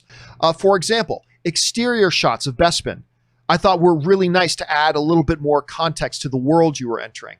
But one of the other things that I do actually quite like, because I feel like narratively it's appropriate, is that when the second Death Star is destroyed, they do a quick pan around the galaxy to show the different worlds celebrating. And that's actually a part of it that I appreciate. But keep in mind, that was stuff that was added much, much later. Is there anything about the special edition? Because we were talking about that earlier, Rob. Is there anything about the special edition that does work for you that you do look and say, well, that was a good edition? What do you think? There's a couple of shots like in Jedi. Like I like, there's one shot where you see a bunch of banthas, in the early sequence with Jabba's sail barge and all that, which I was like, that's cool. I like that kind of stuff. I do like you were saying, seeing outside the windows in Bespin, just a little bit more of the city. It's made more expansive, but for the most part, like especially in Star Wars, when they're rolling into Mos Eisley is now this bustling. It was a horrible, like, backwoods truck stop before. And now it's this big, sprawling metropolis with Jawas riding Rontos. And when you get to the scene where you don't need to see his identification, these aren't the droids you're looking for. There's so much crap flying through the screen that the suspense of the actual moment, like of Ben Kenobi using his force powers like this for the first time on The Weak-Minded, that's kind of been diminished by everything they did. So I'm not a fan of the special editions. All right, we move on now. Alvin the Chipmunk writes, in an alternate universe, would you rather see Sam Raimi's Spider-Man 4 or Mark Webb's The Amazing Spider-Man 3? Man, that's a good question. Because the final installments of both of their runs were disappointing. Obviously Spider-Man 3, which I thought was probably the worst of the Spider-Man movies. I love the first Amazing Spider-Man that Mark Webb directed, but look, there are things to like about the Amazing Spider-Man 2, but it was a big significant step backwards from there. I at least with Raimi we had a full 3, so I'm going to say Mark Webb's Amazing Spider-Man 3 because we got 3 films already with the in the Raimi verse, and I really enjoyed the first one. I love Spider-Man 2 that he did, but I never thought Webb was able to really follow up with, I thought, all the good work that was done in that first Amazing Spider-Man. I really like Andrew Garfield, and I like the dynamic him and Emma Stone had. I hate romances in comic book movies. Hate them. Only 2 I've ever really enjoyed in comic book movies. There are a number I don't hate, but only 2 I've ever really enjoyed. One is obviously Tony and Pepper. I love Tony and Pepper. And I loved that Andrew Garfield, Emma Stone, Peter and Gwen relationship. I thought whenever they were on screen, that was also the strongest part of the Amazing Spider-Man 2. Whenever it was them and their story, I loved it, which is weird because I normally hate that crap in my comic book movies. But I don't know, Rob, if you had to pick Raimi's Spider-Man 4 or Webb's Amazing Spider-Man 3, which one do you take? I'm going to take Raimi because I really didn't like I like the Amazing Spider-Man, but I really didn't like Amazing Spider-Man 2. I was so let down by it. I think one of the other reasons I go Mark Webb's Amazing Spider-Man 3 is because while I really enjoyed the first one and while I loved the second one, I felt like Raimi's creative juices were running out on that property because literally in every single one of those movies, a villain kidnaps Mary Jane, dangles her from a high place as bait to lure in Spider-Man. Every single one of the 3. The villain kidnaps Mary Jane, dangles her from a high place as bait to lure in Spider-Man. I mean, like literally did the same thing in all 3 movies. And there are other examples of that I felt like, I feel like Raimi's too much of a creative force. I feel like Raimi needs to not stay on one property for too long. I feel like to stay sharp and fresh, he needs to keep moving. And I felt like his kind of creative juices had run out by the end of Amazing Spider-Man 3. And here's the thing. Everybody blames, oh, well, that was Sony's fault because Sony made him put in Venom. Well, then make a good movie with Venom. There you go. Done. That's your job. Okay, you got to put that character in? Great. Go ahead, put that character in and make Venom. There you go. See? I'm not saying it's easy. Making a good movie is incredibly hard. Right. But, Whedon was in the kind of a similar situation with the first Avengers movie. He wanted Wasp. He had no plans of using Black Widow in that. And the studio came in. Kevin Feige said, no, kill that. We want Black Widow in this movie. So take out Wasp, put in Black Widow. It's like, all right. So then he made a good movie with the characters that they wanted. But anyways, there's a long discussion to be had there. All right, let's keep moving on here. Alvin the Chipmunk also writes, it surprises me that companies like HBO and NBC are unable to properly release a streaming service these days when they had plenty of time, resources, and are able to see how other streaming services were able to launch successfully. Well, I mean, let's give them a little bit of credit here. It's not like they had 25 different examples of streaming services that really launched successfully. They had one. Netflix had evolved over a decade. Amazon Prime had slowly evolved over a long time. The only real example they had was one, which was Disney Plus. So it is still fairly a new thing. So while I will say, yeah, I believe that Peacock and HBO Max both completely botched their launches, let's cut them a little bit of slack in saying it's not like there were 20 other examples of successful streaming service launches that they could glean from. It's still a relatively new thing. So I give them crap, but you also got to give them a little bit of credit, cut them a little bit of slack at the same time. So it's not an easy thing. Launching a multi-million, hundreds of millions of dollars worldwide streaming platforms, it's not like it's easy. And so we've got to give him a little bit of credit on that. All right. Il Postino, the Postman, writes, in Empire Strikes Back, Admiral Ozzel tries to convince Vader that the rebels aren't on Hoth. Then he pulls the Imperial fleet out of Lightspeed too quickly, thus alerting the rebels to their presence. Was he really that incompetent, or was he a rebel spy? All right. Here's my thoughts on this, Rob, and I've thought about this before. I want to know your thoughts. not believing the rebels were on Hoth, you can't blame him for that. I don't think you can blame him for that, because I think if Vader wasn't able to sense it, I don't think, like, all it was a single little power station. And the Admiral was right. It could have been smugglers. It could have been whatever. It was a very small footprint. And so I don't really blame him for that. I think Vader just has, he could sense it. Like, that's it. That's the one. That's where they are. Okay. With coming out of Lightspeed, it was a strategy he decided to employ. We're gonna catch them by surprise. They'll throw up their shields. We'll land our troops. We'll go in and we'll wipe them out. And guess what? He was right. They came out of Lightspeed, caught the rebels off guard. They let the rebels put up the shield. No problem. We land our walkers outside of it, walk them in, wipe them out, then begin our aerial assault.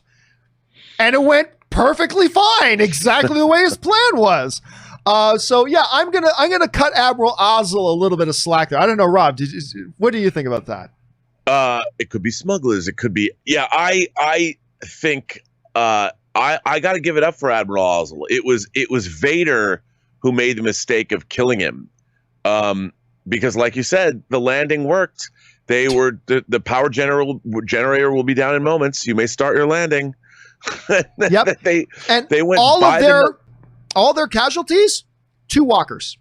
That's what they lost. Yeah. They lost 2 walkers. That's a pretty successful military campaign. Yeah, they did exactly what they were supposed to do, and things went swimmingly well for them. Swimmingly well. All right, guys. Hey, listen, we're past 11:30 here, so we got to let Rob go so he can get on with his day. But Rob, thank you so much for being here again, man. We'll, of course, see you again on here tomorrow. But in the meantime, where can people follow you and your adventures online? Well, you can always find me on Instagram at Robert Meyer Burnett, find me on Twitter at BurnettRM, or find me on my own YouTube channel, The Burnett Work, and my show, Robservations, the show about something.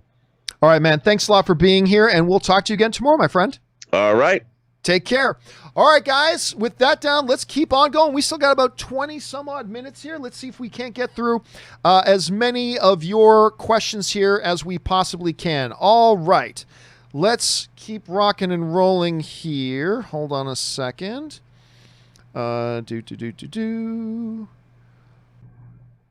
Okay.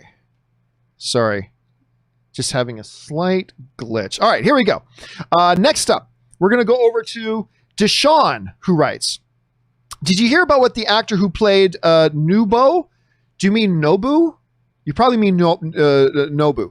From Daredevil season 1 and 2 said about Joseph Loeb. It kind of confirms what I always thought about him and why it seems Feige never liked him. Nope. Guys, just a quick thing. This has happened a few times. If you're going to write in and ask me about a quote, make sure you mention what the quote is, because I feel bad now, Deshaun, because you're writing, hey, did you hear about what he said? What do you think? I didn't hear about what he said. I have no idea what we're talking about. I haven't heard anything about Joseph Loeb or the actor who played Nobu in Daredevil, so I feel bad now because you asked a question and I want to answer it, but I don't know what we're talking about and you didn't give me the context, so sorry about that, man. I apologize. All right, next up. James Germain writes, hey, John, I was wondering if you had a chance to check out Letter to the King on Netflix. It's a Lord of the Rings / Harry Potter type of show. It has Andy Serkis and David Wenham, who played in 300 and Boromir's brother. I would love to know your thoughts on it. Nope. And, true to Netflix, Netflix is the worst network in the world, the worst studio in the world of promoting their own stuff. I have never even heard of it.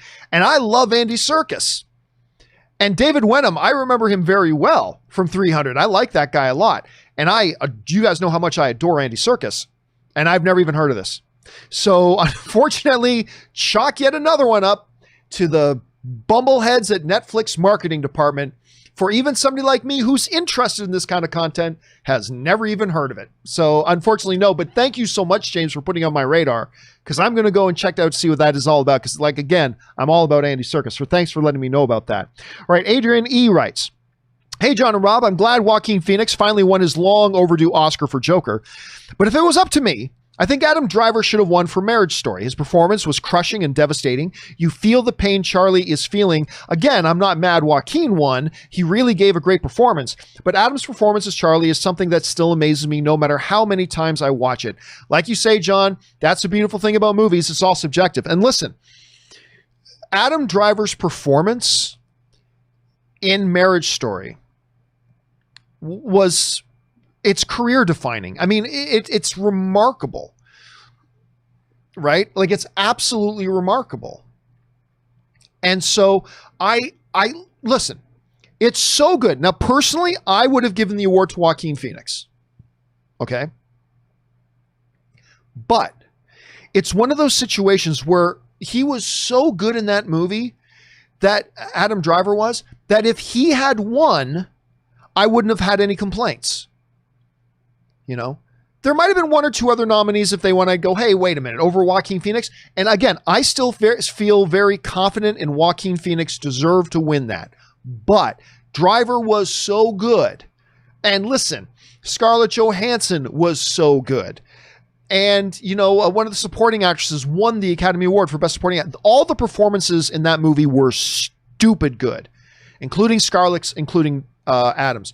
If Adam had won, even though he wouldn't have been my pick, I would have gone, yeah, I'm good with that. Not my pick, but I'm totally good because he was amazing. He was absolutely amazing in that, Adrian. Thanks for bringing that up. All right, next up, an anonymous viewer writes, John, thanks for everything you do. Well, thank you, my friend. I know $5 ain't much, but it's probably enough to buy a soda or a chocolate to get you through the day. I love your channel and appreciate the hard work you do. Thanks for everything. And Kong over Godzilla. Damn right, my friend. Team Kong. Listen, man, seriously, thank you.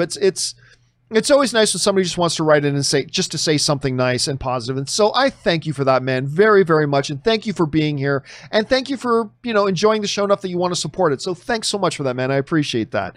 And yes, Team Kong all the way. All right. Adam Hamblett writes, one of two. One film me and my father never got to see in theaters before he passed away was Superman the movie. This weekend, I went to see it with my 4-year-old son. I have seen it 50 plus times and love seeing it on the big screen. My son, so you got to see it in a local theater. That's awesome.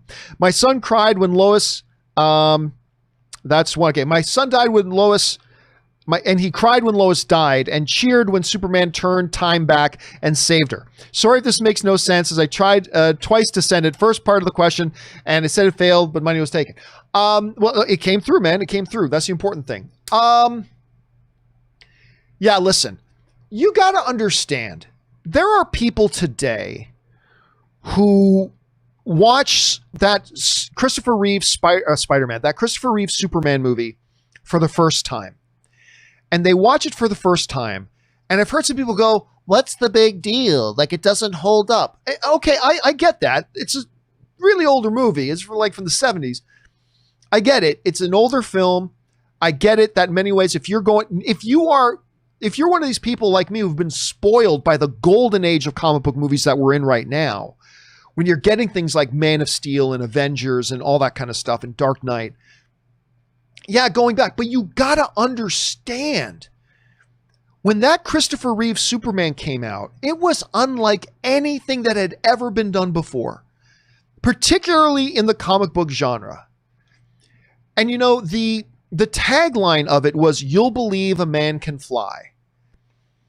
And when you go back to it, if you put yourself in that mindset, that, remember, there was no golden age of comic book movie yet. This is before X-Men had come out. This is before the modern age of digital effects. This is back in a time when the idea of a comic book movie was laughable and nobody took it seriously. And when you look at that movie through that lens and understanding the context in which it came out, it is remarkable what it did. And I think that's really powerful that you can watch that today with your son. First of all, it's great that you got to see it on the big screen. That's awesome. But you get to watch it today with your kid, and it can still make an impact on your kid, even though I think the flying around the world backwards to turn back time is ridiculous. But still, it can make an impact on a young viewer who had never seen it before. I think that's great, man. Thanks for sharing that, dude. All right, next up, Isaac Beebe writes, I've heard you talk about Zevia. Yeah, I got my Zevia right here, as a matter of fact.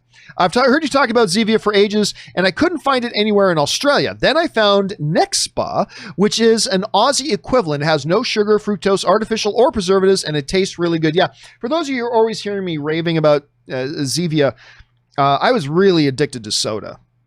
And I was drinking like 2-liter bottles of Coke a day. Then I realized how many calories that is, so I switched to Diet Pepsi. And then I realized, wow, there's a lot of bad stuff these artificial sweeteners do to you. I should probably stop. But I still really have that urge for like soda. And somebody turned me on to Zevia that's got no sugar and it has no artificial sweeteners either.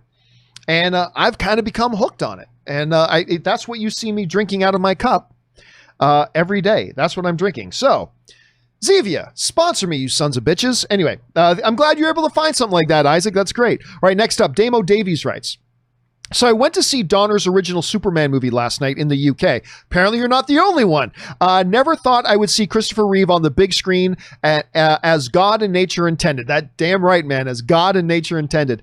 That John Williams Krypton theme through the cinema as magic, though the cinema was magic. God, I love that movie. Listen, again, I think if you're somebody who you're old enough to remember watching that movie when you were a kid, you have it imprinted in you, the magic and what that movie meant and how special it was.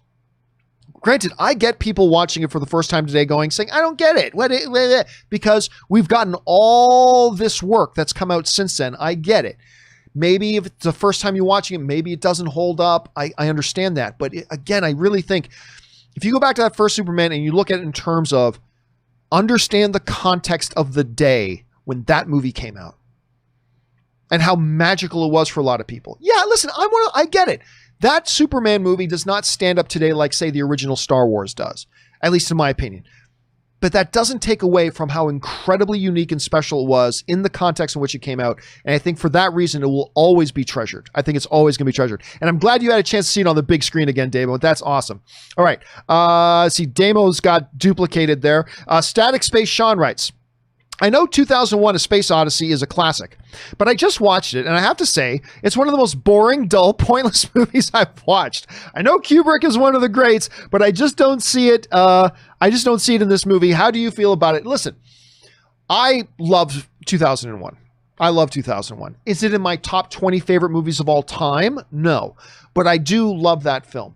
And I think there's a little something about 2001 that maybe shares the same kind of fate that the original Superman does.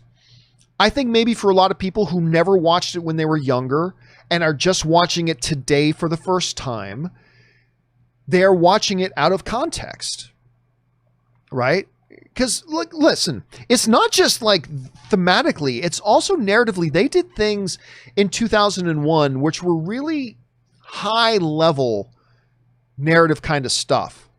It's, you know, I heard Robert Meyer Burnett once refer to 2001 as thinking man sci-fi, which there was an era, and that's what sci-fi really was. Sci-fi, I mean, there was always the serial stuff, but sci-fi during that era could also be very heady and could also be high concept. 2001 is one of those things. And it really took sci-fi to a certain level. And again, I would encourage people who maybe are going to go in and watch 2001 for the first time, before going in to watch it, prep yourself and put yourself in the frame of mind of understanding this is prior to, you know, Justice League. This is prior to the revolutionary visual effects that we have today. This is prior to Jurassic Park. This is prior to all that. This is prior to all these classic sci-fi movies that we've known in the last 20 or 30 years that have come out. This is before all of that. And put yourself in that frame of mind before you watch it. And then I think you'll be in a better footing to pick up about why so many people consider it so special. But listen, at the end of the day, it's still just a movie. And as a movie, it's all subjective. Which means you may watch it and just not like it. Simple as that. And there's nothing wrong with that, man. That's the beautiful thing about film.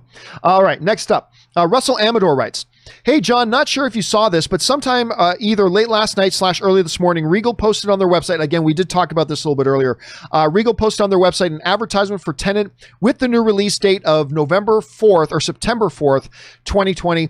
Do you think this is leaked news or a miscalculation? Well, we now know it's official. Warner Brothers is going to release Tenet in late August in about 70 different countries, and then over the Labor Day weekend here in the United States. Listen, I'm not American, so I don't know when the hey, Google, when is the Labor Day weekend? I'll let Google. Labor Day in the United States will be on Monday, September 7th, 2020. Okay, so September 7th. So maybe the 4th. Maybe that's the first part of the Labor Day weekend. So September 4th. So yep, looks like it's absolute fact. Regal did a little leak. Regal did a little bit of a leak there. So let's see if they're... Now remember, they've announced new release dates for Tenet before, and they've gone away. So let's see if they're actually able to keep it this time. All right, next up. Juan writes, "Hey, John. Netflix just announced a Witcher spin-off series. We talked about that a little bit a little bit earlier in the show, titled The Witcher: Blood Origin, taking place 1,200 years prior to Geralt of Rivia. As a fan of the game and show, I'm extremely excited. Netflix is going all in on the Witcher franchise. Thoughts?"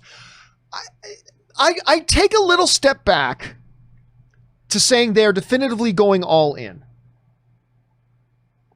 A second season of something is not yet to me all in, right? Okay, they're gonna do a Witcher season 2, and they're gonna have Blood Origins. Altogether, that's 3 seasons of television.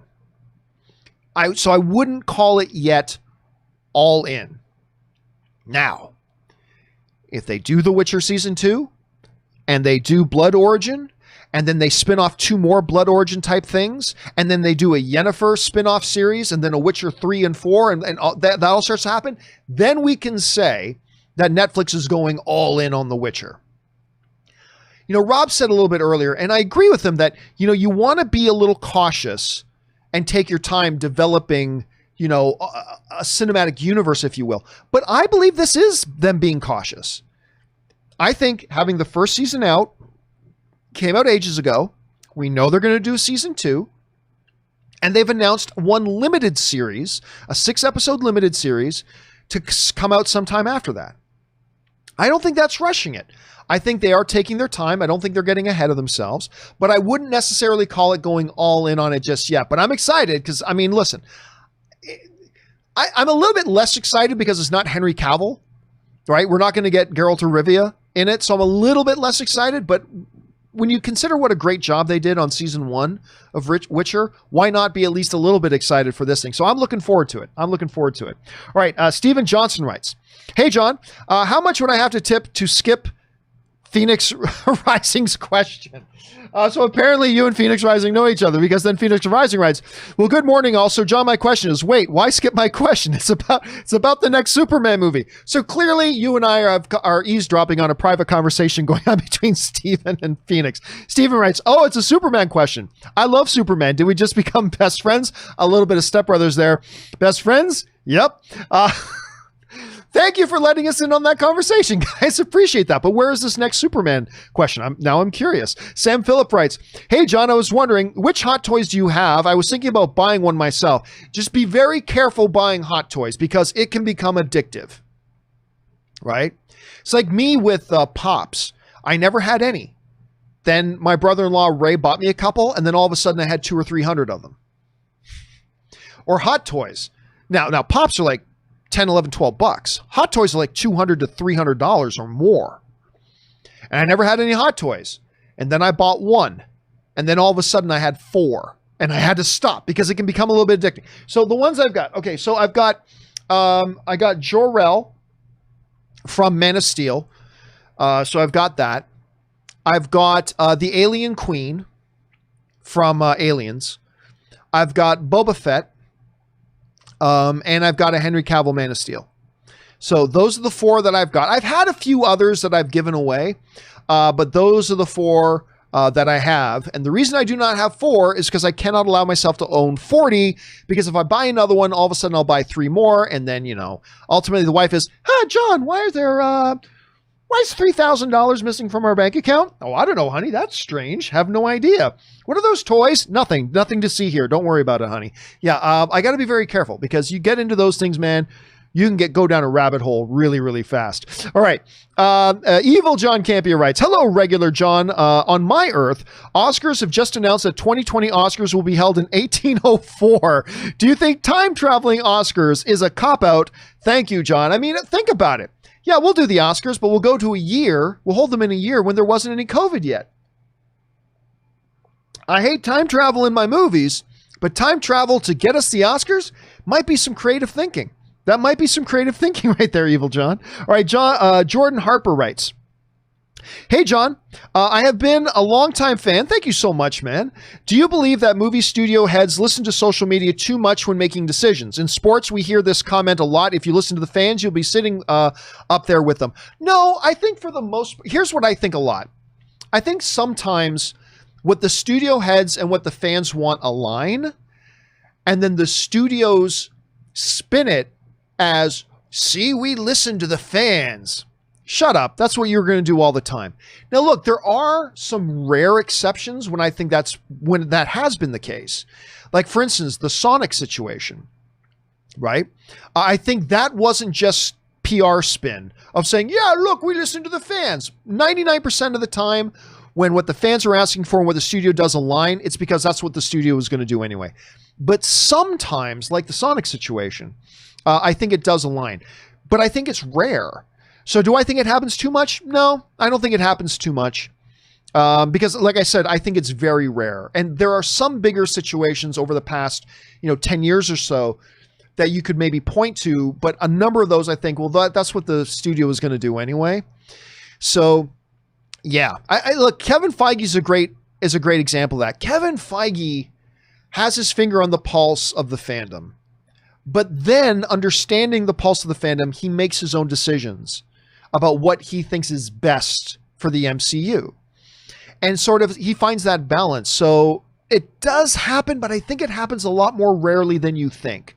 And therefore, no, I don't think it happens too often. It's a great question, Jordan. Well asked. All right, Chris Warden writes, good morning, John. Good morning, Chris. Just wanted to wish a happy birthday to the original Wonder Woman, Linda Carter, 69 years young and still a smoke show. I thought her birthday was like a few days ago. Either way, yeah, because I think Linda Carter and didn't somebody write in that Linda Carter and Patty Jenkins had the same birthday? Hold a second. Linda Carter birthday, or is it actually today? No, yeah, it was a few days ago. Yeah, it was on the 24th. But hey, happy belated birthday to Linda Carter anyway.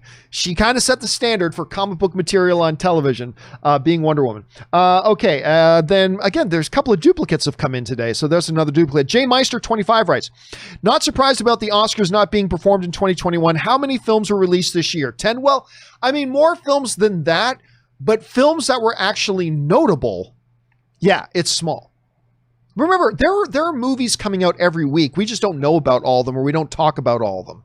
So there were more than 10 films that came out, significantly more, but only 10 that were really notable.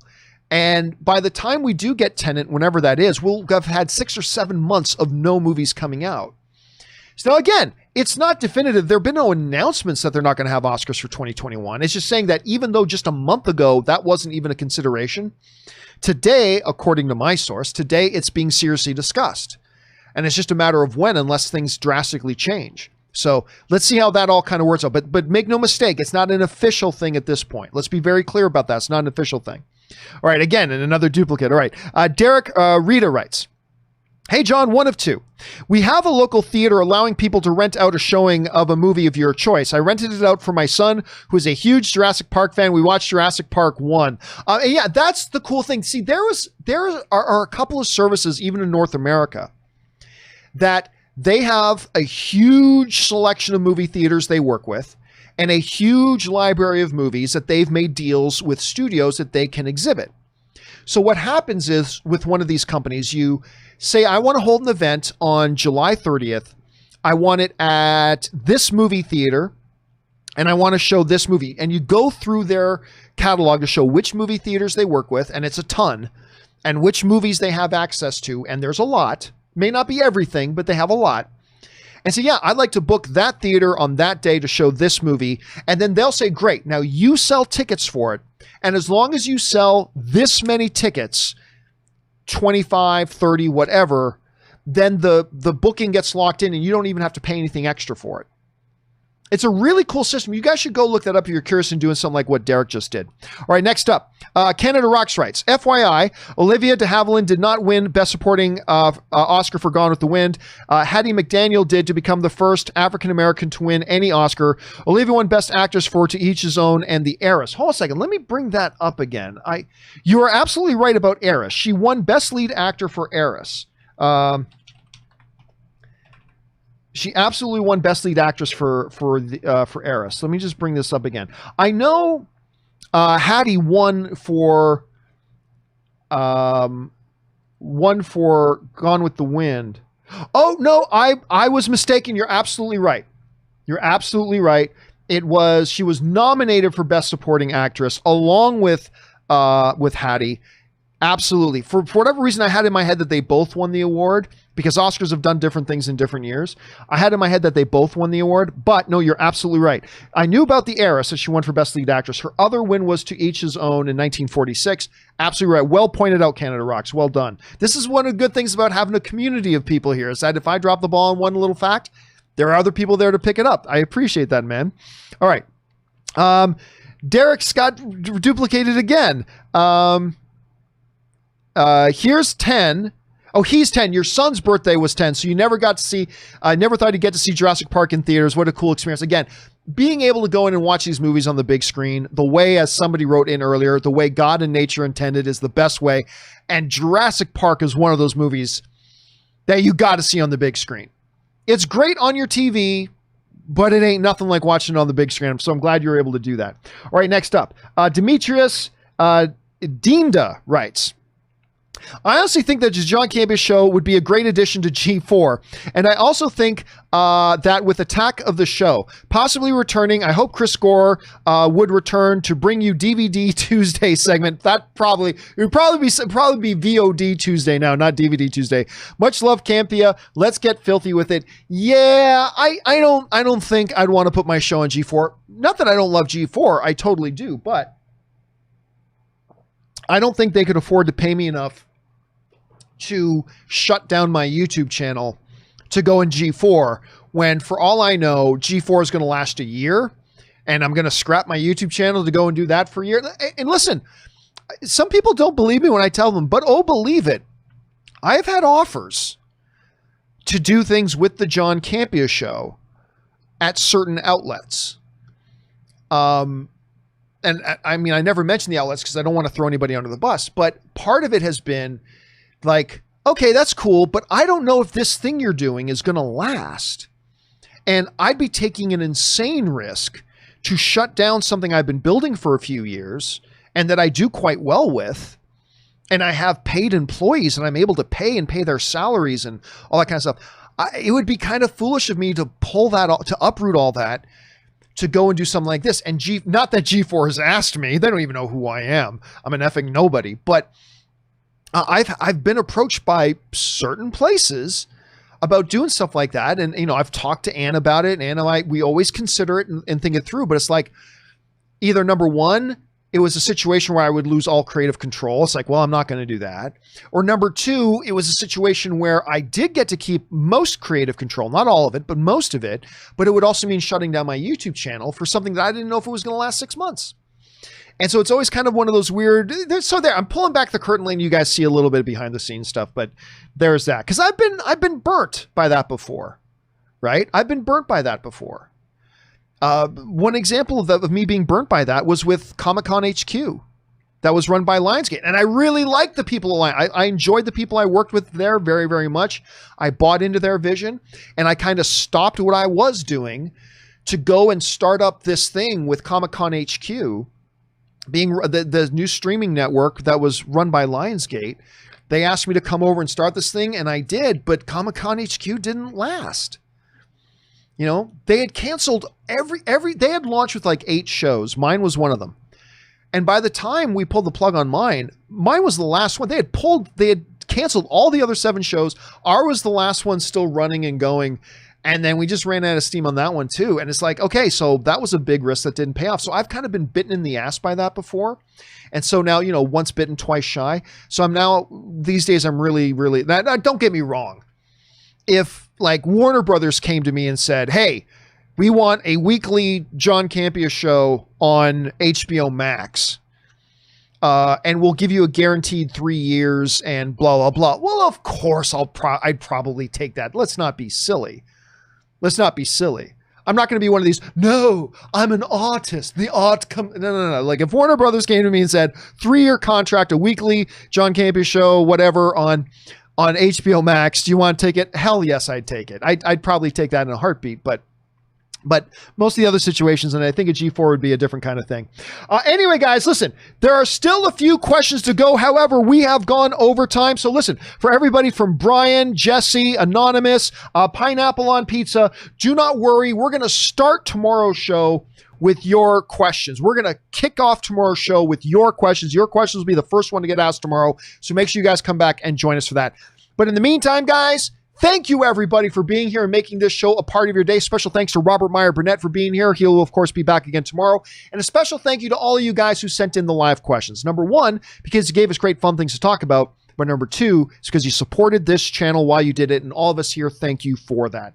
That'll do it for me for now, guys. Thanks a lot for being here. My name's John Campea. And until tomorrow's show, bye-bye.